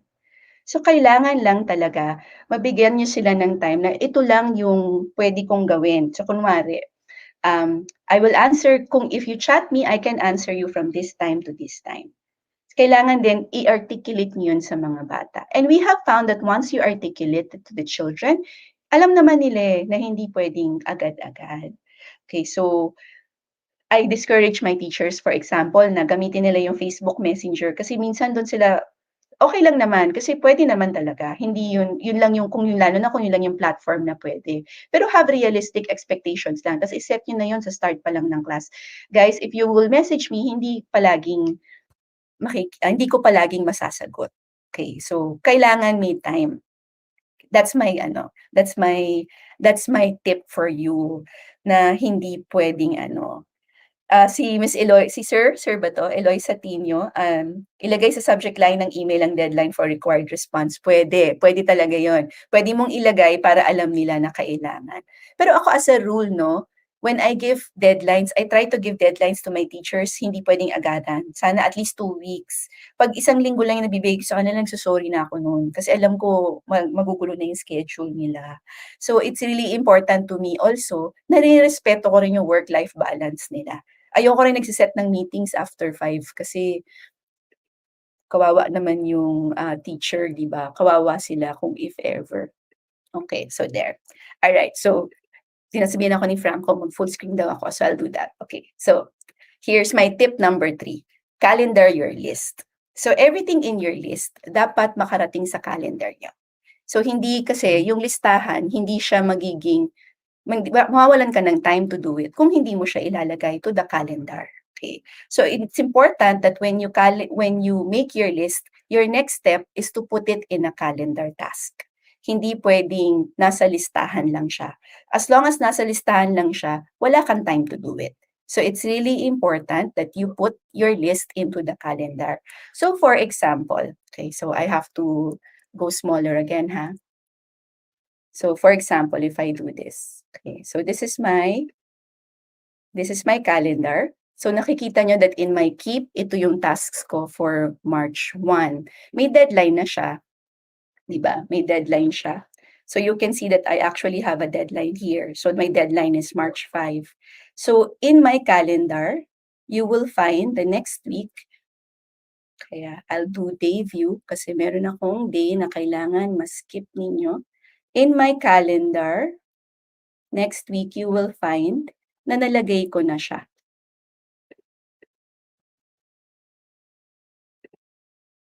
Okay, so nandito siya. So you will see that this is after I check my emails, I'll be working on my mid-year feedback. So anything in my list makes it to my calendar also. That way, I make sure that I have time to create it. Okay, so that way, hindi rin ako magkagahol sa oras na gawin. So, yun yung mga bagay na kailangan natin ma-master teachers na para magkaroon tayo ng work-life balance, para hindi tayo palaging gahol sa oras. Ang pinaka-tip ko talaga sa teachers ko, try to make sure that you work only contract hours. So, kung 8 to 5 yung shift mo, sana nagtatrabaho ka lang from 8 to 5. May mga times no, na kailangan mo mag-overtime. Tulad nga ni Franco nung isang araw kasi imbis na mag-check, pinili niya na na manood ng Google Launch. So, pero okay lang yun, di ba? So, it's just, pero kasi yun, kontrolado mo pa rin. Meron kang awareness na, kailangan ko mag-overtime kasi ginawa ko to. Or kunwari, yung milk tea example ko, if you decide na, sige, I'll treat myself to milk tea now, kung ano man yung ginagawa mo nun, kailangan mo siyang i-move somewhere else.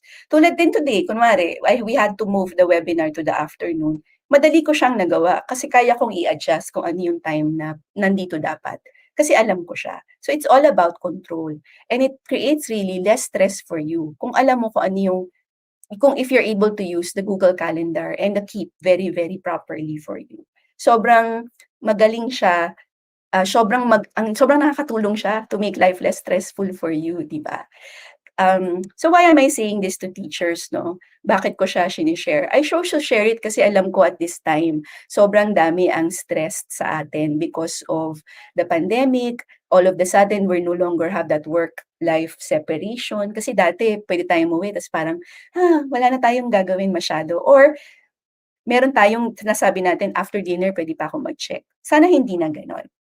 Ngayon nako-compound siya kasi nasa iisang lugar lang tayo, kasi nasa virtual classes tayo, nagtuturo kayo sa bahay ninyo, pinoproblema niyo pa minsan kung may nangyayari sa background, 'di ba? So ang daming kailangang isipin. So what you want to do is to control as much aspects, 'no, of your life as possible. And really calendaring and listing are one of the ways that you can do it. And Google has the tools to actually help you do that. So Keep and Google Calendar are really the things that I recommend that you explore para mas maging mainam yung pagsa-schedule niyo sa sarili niyo, para makita niyo that you actually have the time at para makontrol niyo yung sarili niyo from overtiming. Kasi a lot of us now, we use the work to cope, let's say with, because it's a pandemic, minsan dahil wala namang pupuntahan, pwede pang magtrabaho. Wag gano'n, nakaka-burnout yun, 'di ba? I'm sure for a lot of you that was your experience also. So try to really sit down, think about your priorities, and make sure that your time goes to those priorities, hindi dun sa kung ano-ano lang. Okay, reminder. Just a reminder, no, as I end my talk. It will never be perfect. Okay, never magiging perfect yung list, yung list mo, never magiging perfect yung calendar or schedule mo. May mga days na ganito, oh wow, ang perfect ng schedule ko, wala akong na-miss. May mga days na gano'n. Pero meron din mga days that I have to sit down and figure out kung paano ko i-move yung mga things na hindi ko nagawa for the day. So it will never be perfect. But again, it's all about control. Because you know kung ano yung mga bagay na gagawin mo for the next few weeks, kayang-kaya mong i-move yung mga ibang bagay. Kasi alam mo, 'di ba? So it's really important that you get control of your life, teachers. Huwag niyong hayaan na ganun lang. And one of the two tools that you can use to get control back is Google Keep and Google Calendar. So there. So I hope nakapag-share ako ng maayos sa inyo. Sana nakapagbigay ako ng tips on how you can use the Google tools for a work-life balance. Kung may questions kayo, please just chat sa chat box na lang. I know I answered some of them already. But I hope nakakakuha kayo ng insight on how to do it in your life. Sana makatulong ako sa inyo. There. Thank you, Franco. Kanina naiinggit na ako sa camera ni Miss Maani, nasabi ko sa kanya. Pero ngayon naiinggit na rin ako sa kanyang organization kasi sobrang organized. Ako, Miss Maan, super love Google Calendar, no? Pero hindi ko siya nagagamit to the extent that you're using it, no? Sobrang organized ng calendar ni Miss Maan. And totoo, teachers, no? I think siguro ako personally, ang pinakamagandang mensahe na pinapaabot sa atin ni Miss Maan, no, na while we teachers, no, we try to do as much as we want, no, sa bilang isang guro, kailangan pa rin po nating alagaan yung sarili natin. Kasi, 'pag tayo po yung naupos teachers, no, tayo yung napagod, tayo yung nahirapan, nagkasakit, mas madami po tayong mami-miss na trabaho, no. So, I hope, no, Siguro yung yes po, go Miss Man. sorry, siguro nakalimutan ko sabihin, pero yung biggest takeaway ko from your when I started doing this, remember, sobrang laki ko noon, no? So I lost a lot of weight, so that's one of the things that happened. But also remember, I had 5 maintenance medicines. That's now down to 1. Na So yun yung the power of being able to really take control of the things that you want to do, really being very focused on what you want. Kasi siyempre ayoko na 'di ba ayaw nating mamatay agad. So totoo naman. 'di ba? Yun yung Kaya biggest takeaway, Miss Man. Pero actually, Miss Ma, isa pa sa mga tagalagang gusto ko pong na mensahe niyo kanina is that, yung idea ng we can't control everything. Yun po siguro yung, tandaan natin. Parang overwhelming yung binigay sa atin ng pandemic 'no, ang dami nating kailangang pag-aralan, gawin, salubungin. Pero siguro yung pinakamagandang reminder ni Miss Ma, take control of the things that you can. Yung mga hindi niyo po kaya, no, try to, well, pwede pa natin i-manage pero wag po tayo magpa-ano, no, magpa-overwhelm do'n sa mga bagay na hindi natin nakokontrol. So, Miss Maan, sobrang appreciated 'to kasi yung mga audience natin kanina, na-realize nila si Google Tools naman pala hindi lang pang education, na talagang puwede rin siyang gamitin to actually pang ano rin, pang social, no, para mayroon tayong beyond teaching. oo. I think ano 'no, kailangan natin makita 'no, na yung tools natin for education hindi lang siya kailangan para sa education, puwede na talaga siyang gamitin for us, yung para maging mas magaan yung buhay. Kasi habang pinagagaan natin yung buhay ng estudyante natin, kailangan alagaan natin yung sarili natin. You can't give what you don't have. So kung hindi Correct. ka okey, 'di ba Agree. ang hirap na may umiiyak na bata ta's hindi ka rin okey. Oo. So kailangan ano Tsaka sa Talaga ang sinasabi din nila misma ano, yung ano rin, kahit pa nasa virtual spaces tayo, ramdam din ng mga estudyante natin kapag ano yung ano natin 'no, emotional state natin at the moment. So, hindi po yan basta-basta naitatago. Although marami sa mga teachers natin, sobrang galing magtago ng kanilang ano 'no, pinagdadaanan. So, humaharap pa rin sa Zoom, sa Google Meet, kahit ano pong pinagdadaanan. So, maraming salamat Miss. Yeah. I'm looking at the chat now. It's all thank you 'no, praises from our audience 'no. Wala akong nakikitang tanong so far. that's okay. Although kanina kasi, thank you also to Sir Gary, natanggalin ko lang, natakpan si Sir ano, si Sir JD. Kanina kasi ano rin, sobrang active ni Sir Gary 'no, sa live chat natin. Sir Gary, maraming salamat po. Madami sa mga Oh, katanungan din actually have already been answered, by Sir Gary sa live chat natin. Again, like pinapaulit-ulit ko, Sir Gary po ay isa mga pundasyon ng Google for Education sa Pilipinas 'no. So 'yun, actually natutuwa ako sa yep, JD, kasi 'di ba there are 3 mentors in the GG APAC, si Nathan Gildart, si yes Gary po. Garcia. I've met JD, sobrang wow, fangirl moment.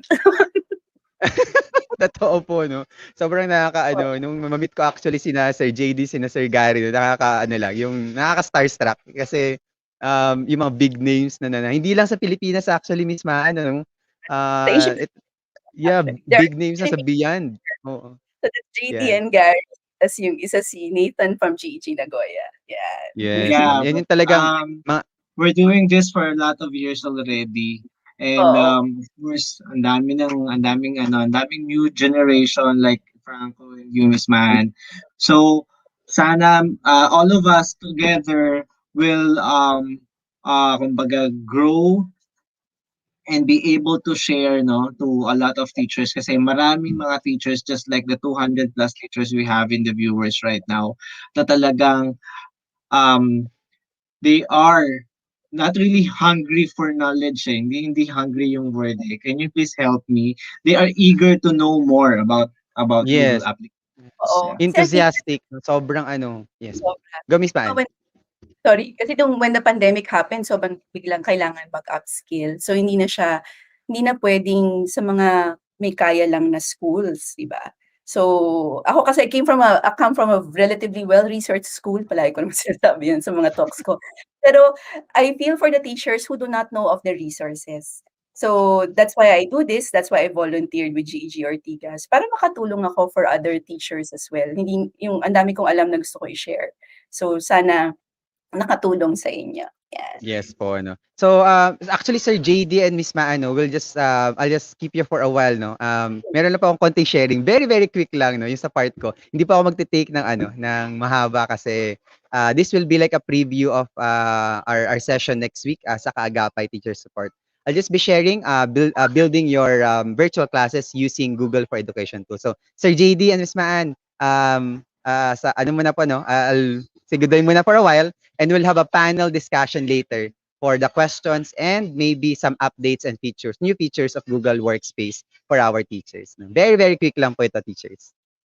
Yan. So, teachers, ano muna, no? Yan. Okay. Very quick lang to teachers na gusto ko lang mag-share, no? Sa ating pong lahat tungkol sa paggamit ng Google for Education naman on setting up your virtual classes. No? This will not be in-depth, by the way, teachers. No? Ano lang, this will be like a preview because I'll be releasing a full-length video on how to build your virtual classes using Google for Education tools. Pero bigyan ko lang kayo teachers ng tips at ano yung mga tools na pwede nyong gamitin no, to make a cohesive virtual classes no para hindi po tayo para mas solid ang ating virtual classes. No? So that will be my part for this afternoon. And hopefully you get to benefit no, to also learn from my discussion for today. Okay? Okay, so unang-una natin teachers no, that I suggest of course no, hindi naman nalingid yan sa ano, if you'd like to build your virtual classes, okay, you'll have to first set up your Google Classroom, okay? At isa sa pinaka-advantage ni Google Classroom no, ang dami ng tools, okay? Plus kay lahat ng mga tools ni Google no are fully integrated. Hindi naman lahat no, pero most of the needed tools are fully integrated kay Google Classroom no. So you have direct access to Google Slides, Google Docs, Google Sheets, Google Forms, etc. no. Plus, okay, the management system that Google Classroom can provide will allow you to efficiently run a virtual class. No? So, una-una natin teacher, step one, is set up natin ang ating Google Classroom. Okay? So some tips lang, no? So when we're setting up our Google Classrooms, okay? So para lang po hindi tayo para mas maging efficient ang paggamit ng ating Google Classroom. No? Unang-una, I always suggest no for your teachers, for all teachers no, na set your stream to students can only comment. Okay? Isa yan sa pinaka minsan no nakakalimutan natin kasi hindi yan by default, okay?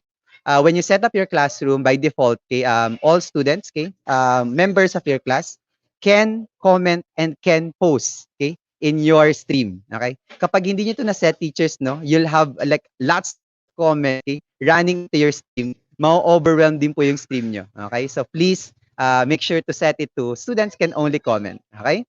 Next po teachers, when you're inviting, no, when if you're using a personal account, no, for invitation, okay, I suggest that you don't share your or you don't invite using a code or the invite link. Okay? Bakit po teachers, no? Kapag naka-personal account kayo, sabi nga ni Sir JD kanina, every time you're using personal account, it could actually compromise yung security ng Google account nyo, no? Or Google Classroom nyo. Okay?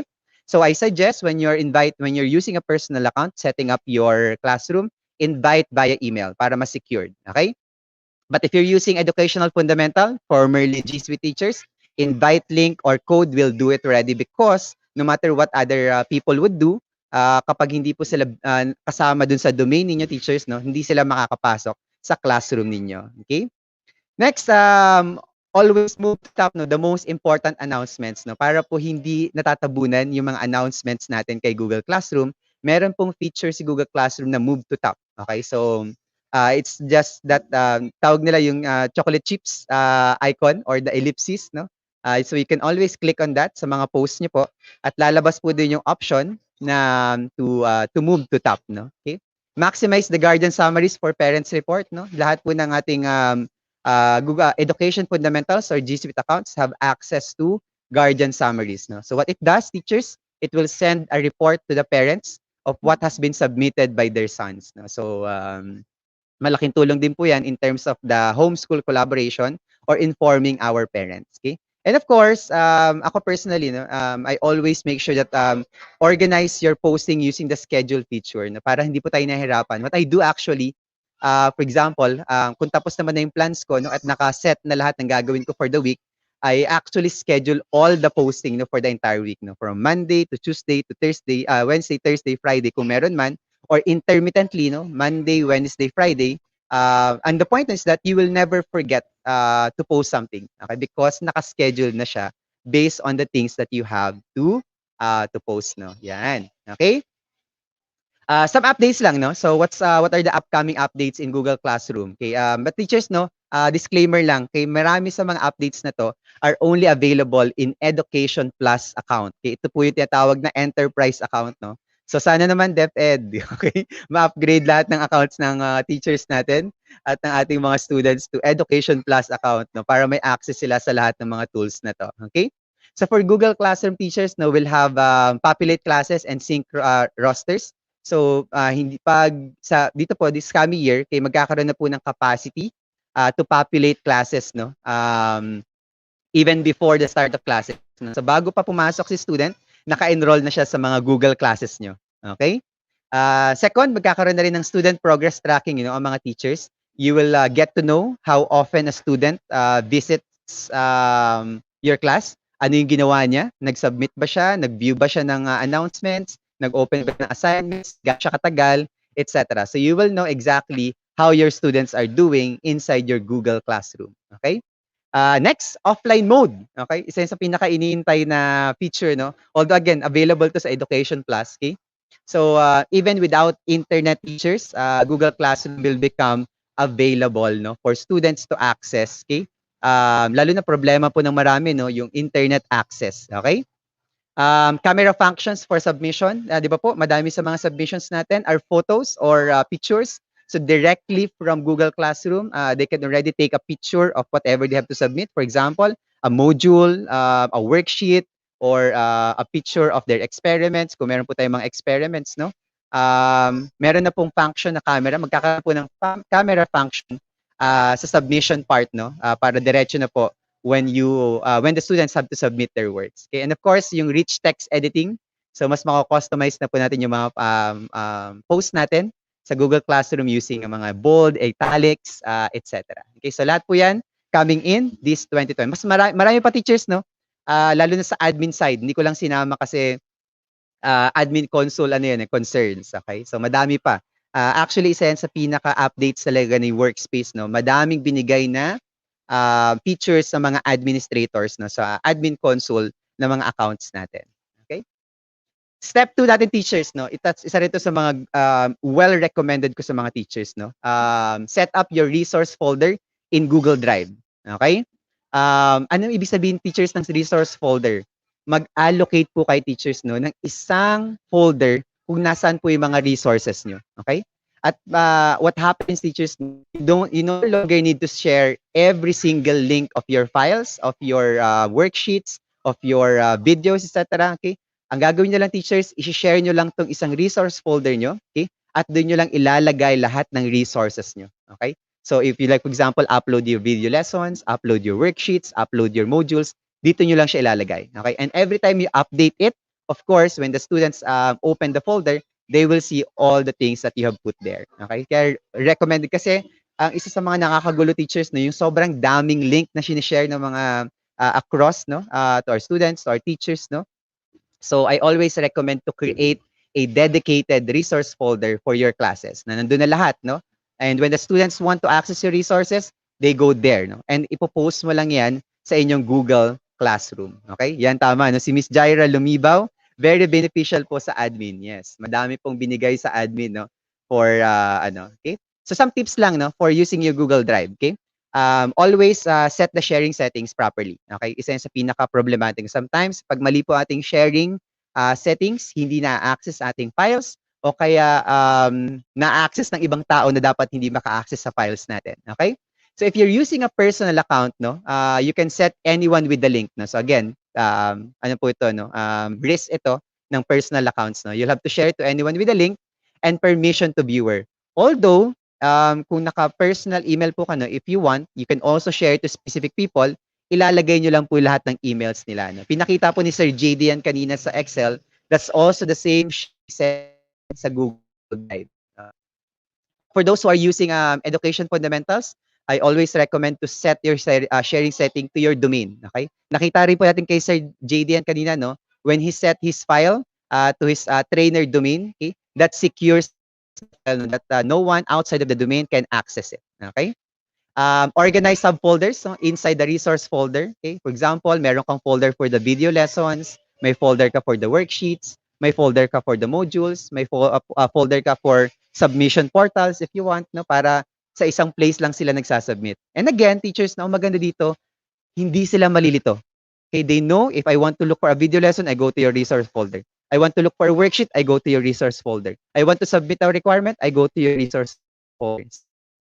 That makes the work of our students, plus kayo rin po, no, much efficient and much easier. Okay? And I always also tell, no, never transfer location of your folders. Okay?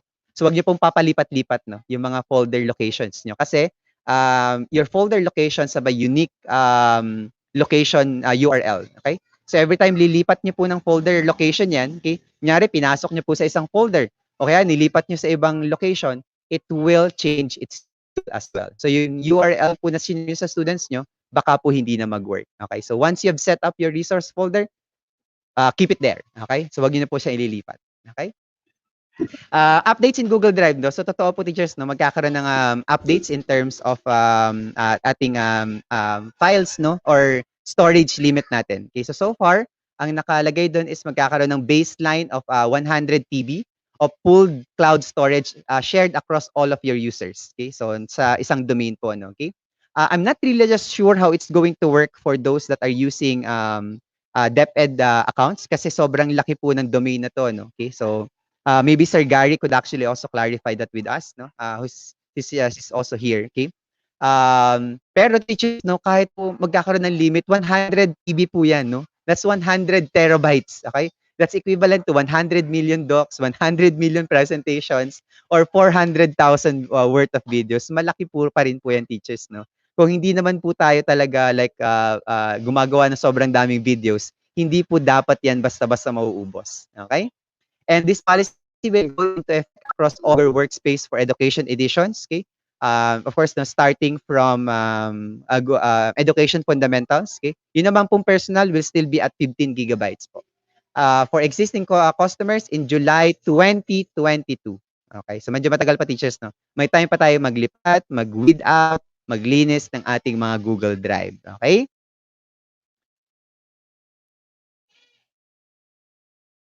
Okay, Google teachers. Okay. Hindi lang teachers nag-load, no? Pero ang next step natin, of course, is yung Google Meet natin. Okay? So number 4, step number 3 is to set a Google Meet. Although, technically, no, for those that are using G Suite accounts or Education Fundamentals, meron na pong dedicated meeting link ang mga classes nyo. Okay? So, pwede nyo na pong gamitin yung teachers, no? Pero just in case, wala pa kayo teachers, no, you can always set up a recurring link ng inyong Google Meeting sa Google Calendar. Okay? So yung pinakita po kanina ni Miss Maan kanina, no? When you set up a Google Meeting sa loob ng Google Calendar and you set it as a repeating event, no? That link generated there will automatically be a recurring meeting link as well. Okay? Now, some updates for Google Meet teachers. Alam some of them are already on rollout na teachers, no? So meron ka ng tinatawag na end meeting for all option. Wala na pong maiiwan sa classes natin, no? Okay? Pag po umalis yung host, pwede na po niyang i-end yung meeting for all, okay? Mute all option, okay? You can easily mute all participants na para na pag nagdi-discuss po kayo, no? Okay? Magkakaroon po tayo ng more mobile accessibility. So marami po sa features ng desktop Google Meet will also be accessible via mobile para po kung hindi po accessible sa inyo ang laptop or desktop, you can actually conduct your classes in mobile without disadvantages na in terms of access to yung mga features niya. Okay? Co-hosting, magkakaroon na po ng co-hosting feature si Google Meet, pero dadaan po siya doon sa tinatawag nating Google Classroom and meeting or Google Meet integration. Okay? So kapag nag-generate ka, magkakaroon po ng option na when you generate your meeting inside your Google Class teachers, no? Or your Google Classroom, lahat po ng teachers doon, okay, automatically in your Google Class will become a co-host, no? Sa inyong meeting. Okay? So they will all be able to access your meeting, no? Manage meeting, etc. Okay? At ang maganda teachers, no, dito sa Google Classroom and Google Meet integration, ang makakasali lang po sa Google Meeting nyo ay ang inyong mga students sa Google Class na yon. Okay? So secured na rin po yung meetings nyo. Okay? So isa sa mga abangan natin again, may limitations, no, in terms of access sa mga features na to, no. Activity log teachers, no. The admin, okay, will have an activity log of all teachers and all students in Google Meet, no, in a particular domain. Okay, so of course hindi po yan applicable sa personal, no, sa mga ano po natin, education accounts lang natin. Okay? And of course, yung iniintay natin na reaction, okay? Kaya po, if yung napansin nyo teachers, wala na po yung NAD extension ngayon. Marami po nagtatanong sa akin bakit hindi nila ma-access yung NAD extension kasi nga po lalabas na sa Google Meet yung reaction button. Okay? So, naka-integrate na po siya. Step 4, ito rin sa mga favorite ko na ginagawa sa mga classes ko, curating resources using YouTube channel and playlist. Okay? So, pwede po, mag-set up na po kayo teachers, no? Nasa online naman na tayo teachers, mag-set up na kayo ng YouTube channel niyo. Kasi, mapapadali ng mga resources, paglalagay niyo ng pagsama-sama niyo ng mga resources. Kasi pag nag-curate po kayo ng resources using a playlist teachers, you don't need to share every single link. Okay? You only need to share the link of the playlist. Okay? So for example, gumawa ka ng playlist na, for example, I'm teaching World War II. So gawa ako ng playlist ng lahat ng videos about World War II. Okay? At i-share ko yung playlist link. That's it. Okay? I don't need to share, for example, there are 8 videos there. I don't need to share 8 video links. Okay? Yan. Okay? So you'll have one-time sharing lang siya. Okay? And yung last ko is I also agree, no, with Miss Maan kay kanina, no, not using Google Calendar to organize your events, no, yung mga deadlines niyo po. Although again, teachers, no, if you are using Google Classroom, okay, meron na po kayong integrated calendar. Automatic pong ginagawa ni Google Calendar yan, ni Google Classroom, no. That for each class, you'll have a different calendar for each. Okay? So make sure that you maximize it. You put your events there, you put reminders there. Kung pwede kayo maglagay din ng mga tasks, etc. No, you could also customize so that your students know exactly what's going to happen and how things are going to happen in your classes. Okay?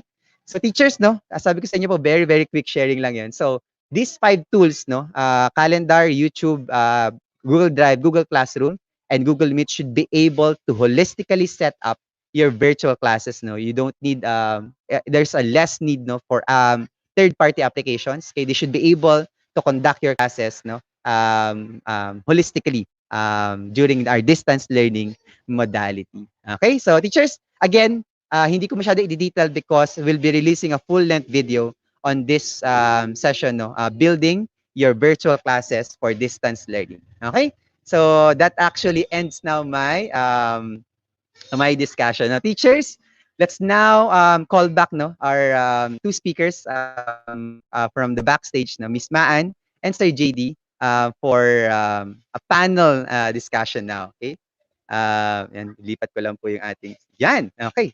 So, welcome back, Miss Maan. No? Binilisan ko lang talaga po kasi very, very quick sharing lang no, from my end. Pero sana po teachers nakatulong din. No? And also help you use Google Tools for distance learning. Yan. Teachers, we are now going to entertain your questions, comments, okay? Kung meron po kayong mga katanungan pa sa ating speakers po no, from Miss Ma and Sir JD. Yan. Ay, ako siguro ba habang nagintay po tayong question no, Miss Maan, Sir JD, tanong ko lang, ano po yung pinaka parang highly anticipated nyo na update, yung pinaka feeling na-excite kayo na update sa Google Workspace for 2021? Yung personal favorite nyo na update? Sobrang dami, 50 plus, pero ano lang, kung meron kayo pipiliin na ilan or isa, alin po yun? Nako, masyadong madami, no? Pero sobrang excited ako for the idea of accessibility features. Kasi di ba? Kasi a lot of us, because we're complete, minsan nakakalimutan natin that there are others who need more help to access information or education. So sobrang excited ako na the accessibility features, including yung captioning is now available in several languages. Kasi that just not helps kunwari, I have students who come from different countries, kasi sila magaling mag-English. They can actually use the captioning to help them in their I'm hoping na ganun yung pag-work. That's how I imagined it, at least, no, na it can sana kaya i-translate kasi minsan pag nag-uusap lang kami ng mga kaibigan ko, ginagamit namin yung caption to entertain ourselves. So, we speak in Tagalog and then it translates it to English. So, I'm hoping na magawa yun for other languages also. So, dun, very excited ako. Very excited din ako dun sa third-party integrations, yung add-ons for classroom. Kasi ang dami nating pwedeng gawin eh. Like Nearpod, I saw that Nearpod was part of the add-on integration. So, medyo excited din ako for that. Plus yung Chromebook na may LTE. Hindi ko lang alam kung in-announce yun doon or dahil napag-usapan natin dun sa trend. Pero yun, excited din ako for that. There. Yes, So, thank you, ma'am. No, yes, uh, totoo, ma'am, no, yung sa yung integration ng mga applications, mga add-ons sa Google Classroom, exciting din talaga po 'yan. And Sir JD, nako. Anong personal favorite? Although madami din. Ang dami nga, overwhelming nga siya, no? Actually, yung end meeting for Google Meet, ano na siya, nag-take effect na siya. So, I really love it kasi yung mga nag-i-stay pa after the meeting, so at least ma-avoid na natin siya. I've learned na magkakaroon ng approval process in Google Docs, and that excites me kasi, 'di ba, yung Yes. tayo sa admin part mismaan, medyo gusto natin bawasan yung lalo na sa government, yung paper bureaucracy 'no, medyo nandun pa siya. So, at least mababawasan yung you have to physically, ask for approval from different offices. Puwede mo siyang gamitin. So, yun so far yung ano, a lot of things na padating, pero yun talaga yung, na na ano yung ano ko, yung attention ko, na-caught yung attention. Oo nga, totoo po 'no, yung ano, yung approval document, oo nga bigla ko lang na ulit naalala na puwede ka na magpa-sign online ng documents 'no. I think si Miss Maan magagamit talaga kasi Miss Maan is in the administration. Tama Miss Maan 'no? Oo. If I'm not Yes, mistaken. amin. Pero Yes ano, po, ang yan. excited ako dun yung use for ano, yung puwede mo siyang i-lock once it's approved tas hindi na mababago yung document. So mas yun yung Opo, excited ako kasi that means hindi na siya magagalaw. I saw in the thread kanina na kunwari for sheets kung na-approve na siya, hindi na siya puwedeng galawin kahit ng editors. So that would be exciting lalo na kung if you're using sheets for your record book, kasi yun naman ang agree, primary. Oo, sobrang totoo. sobrang useful yun for us. Yes 'no. So actually si, Google Workspace, updates ang dami niyang binigay na updates kay admin console 'no. Mm. Madaming mga ano, new features and new ano, ah, new things na ano access and, features for the admin console, okay. Yan, teachers, questions, meron po ba kayong mga questions from our, audience? From our speaker po pala. Yan. So, siguro po ano, since Miss Maan mukhang wala na silang question and Sir JD na, hingi na lang po siguro kami ng, ano lang, final message siguro, for our teachers 'no, as we move, and continue to move forward in, distance learning lalo na po, ano pa 'no, expected man na mga at least 1 year or 2 years pa tayo sa listening and sabi nga natin hindi na po mawawala 'to teachers 'no, kahit po bumalik tayo sa face to face, marami pa rin pong traces ng distance learning modality ang maiiwan sa education natin 'no, for a long term po, 'yan. So go, Miss Maan po siguro muna. Sige. Palagi ko namang sinasabi, paulit-ulit na lang ako. But really, ako for teachers, don't forget to try to really upskill yourself. You really try to find ways to always attend webinars or make sure that you continuously learn. Na ngayon, sobrang kailangan nating mag-learn ng EdTech. I think yung things that we would have taken our time to learn, ngayon kailangan bilisan kasi nandito na tayo ngayon, wala na tayong magagawa. So, kumbaga we just have to accept it. Again, beyond our control. So, I guess we want to continue learning. Second, pag nahanap niyo yung sagot dun sa tanong ninyo, sana i-share ninyo, wag niyong i-keep lang sa inyo. So you multiply that knowledge and share it to others, especially if you find, let's say, a tool or let's say an app that you are able to use effectively in the classroom, share it to other teachers. Wag kayong mahiya na mag-share. Kasi I think if there's anything that I learned about the GEG community, it's that sharing really is caring. Ang dami kong nakuhang sagot sa mga tanong ko just by simply asking, that's one, and second, sharing. Tapos siguro third, teachers, as I said, don't forget to take care of yourself. You can't give what you do not have.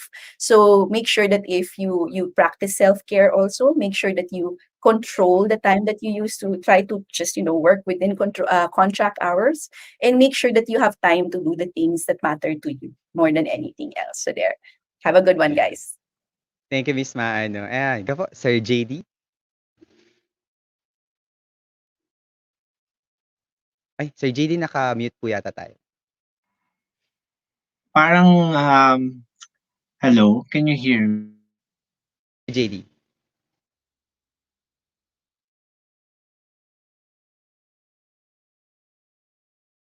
I think nagkakaroon lang ng problem sa signal si Sir Parang JD may right signal now. problem siya.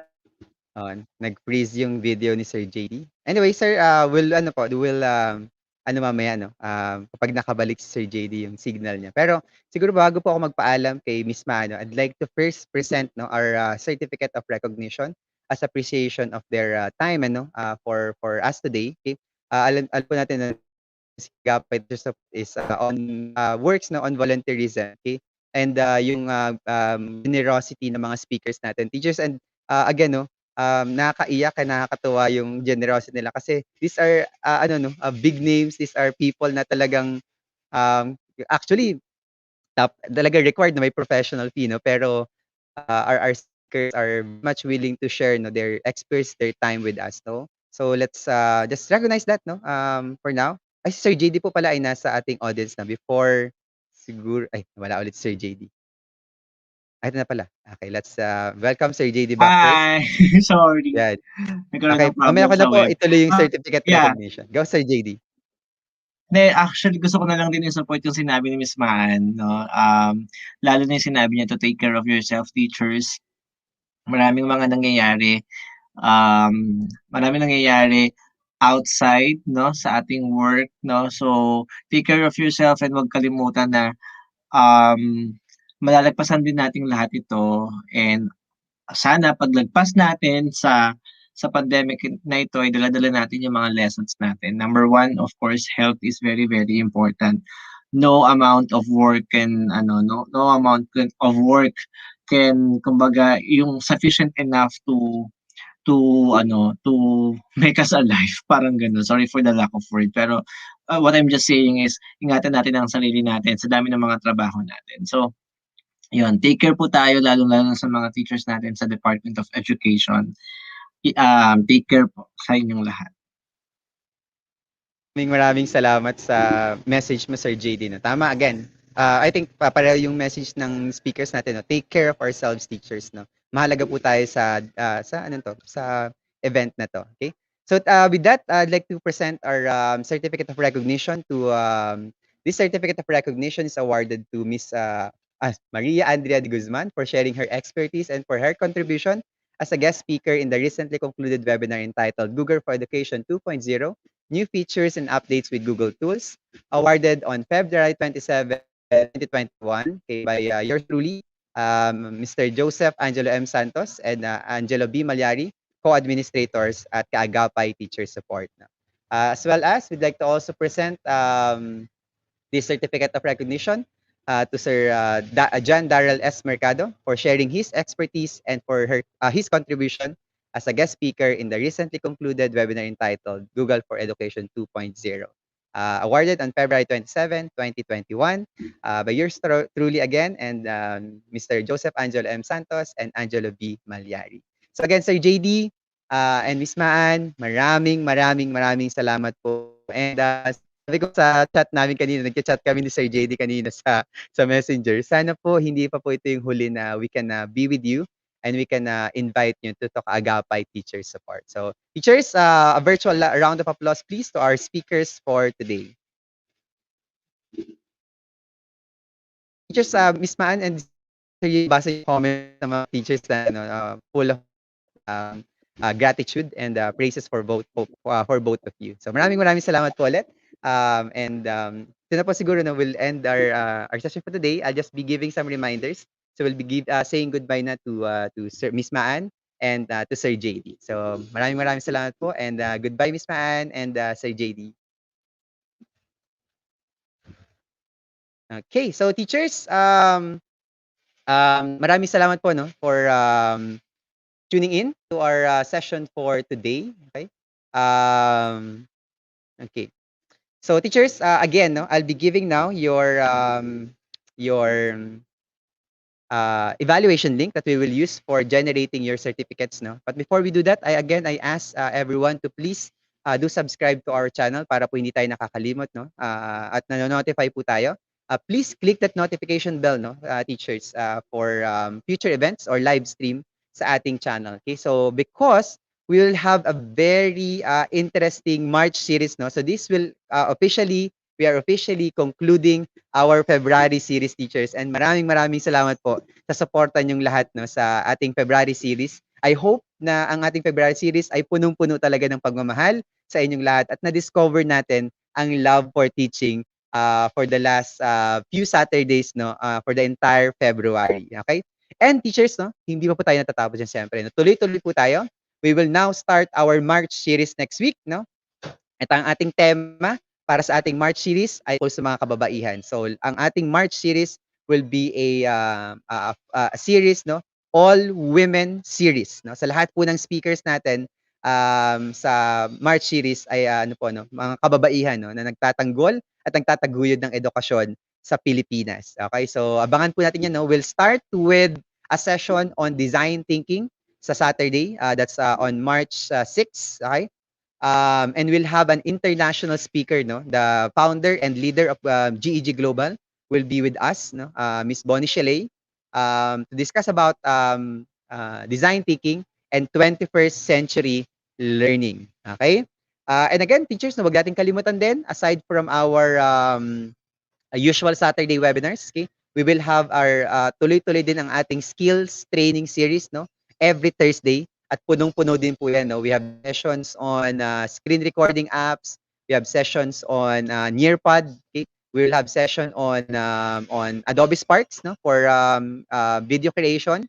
And also alternative LMS or learning management systems, no, yung gagamit po ng Edmodo at CISO. So teachers, 8 webinars, no, sa buong March natin. Meron pa tayo diyang mga in-between sessions. So punong-puno pa rin po tayo mula sa buong March, no, ng mga events natin. So wag po tayong bibitaw, teachers. Stay tuned. Please like and follow our page, no, Kaagapay Teacher Support.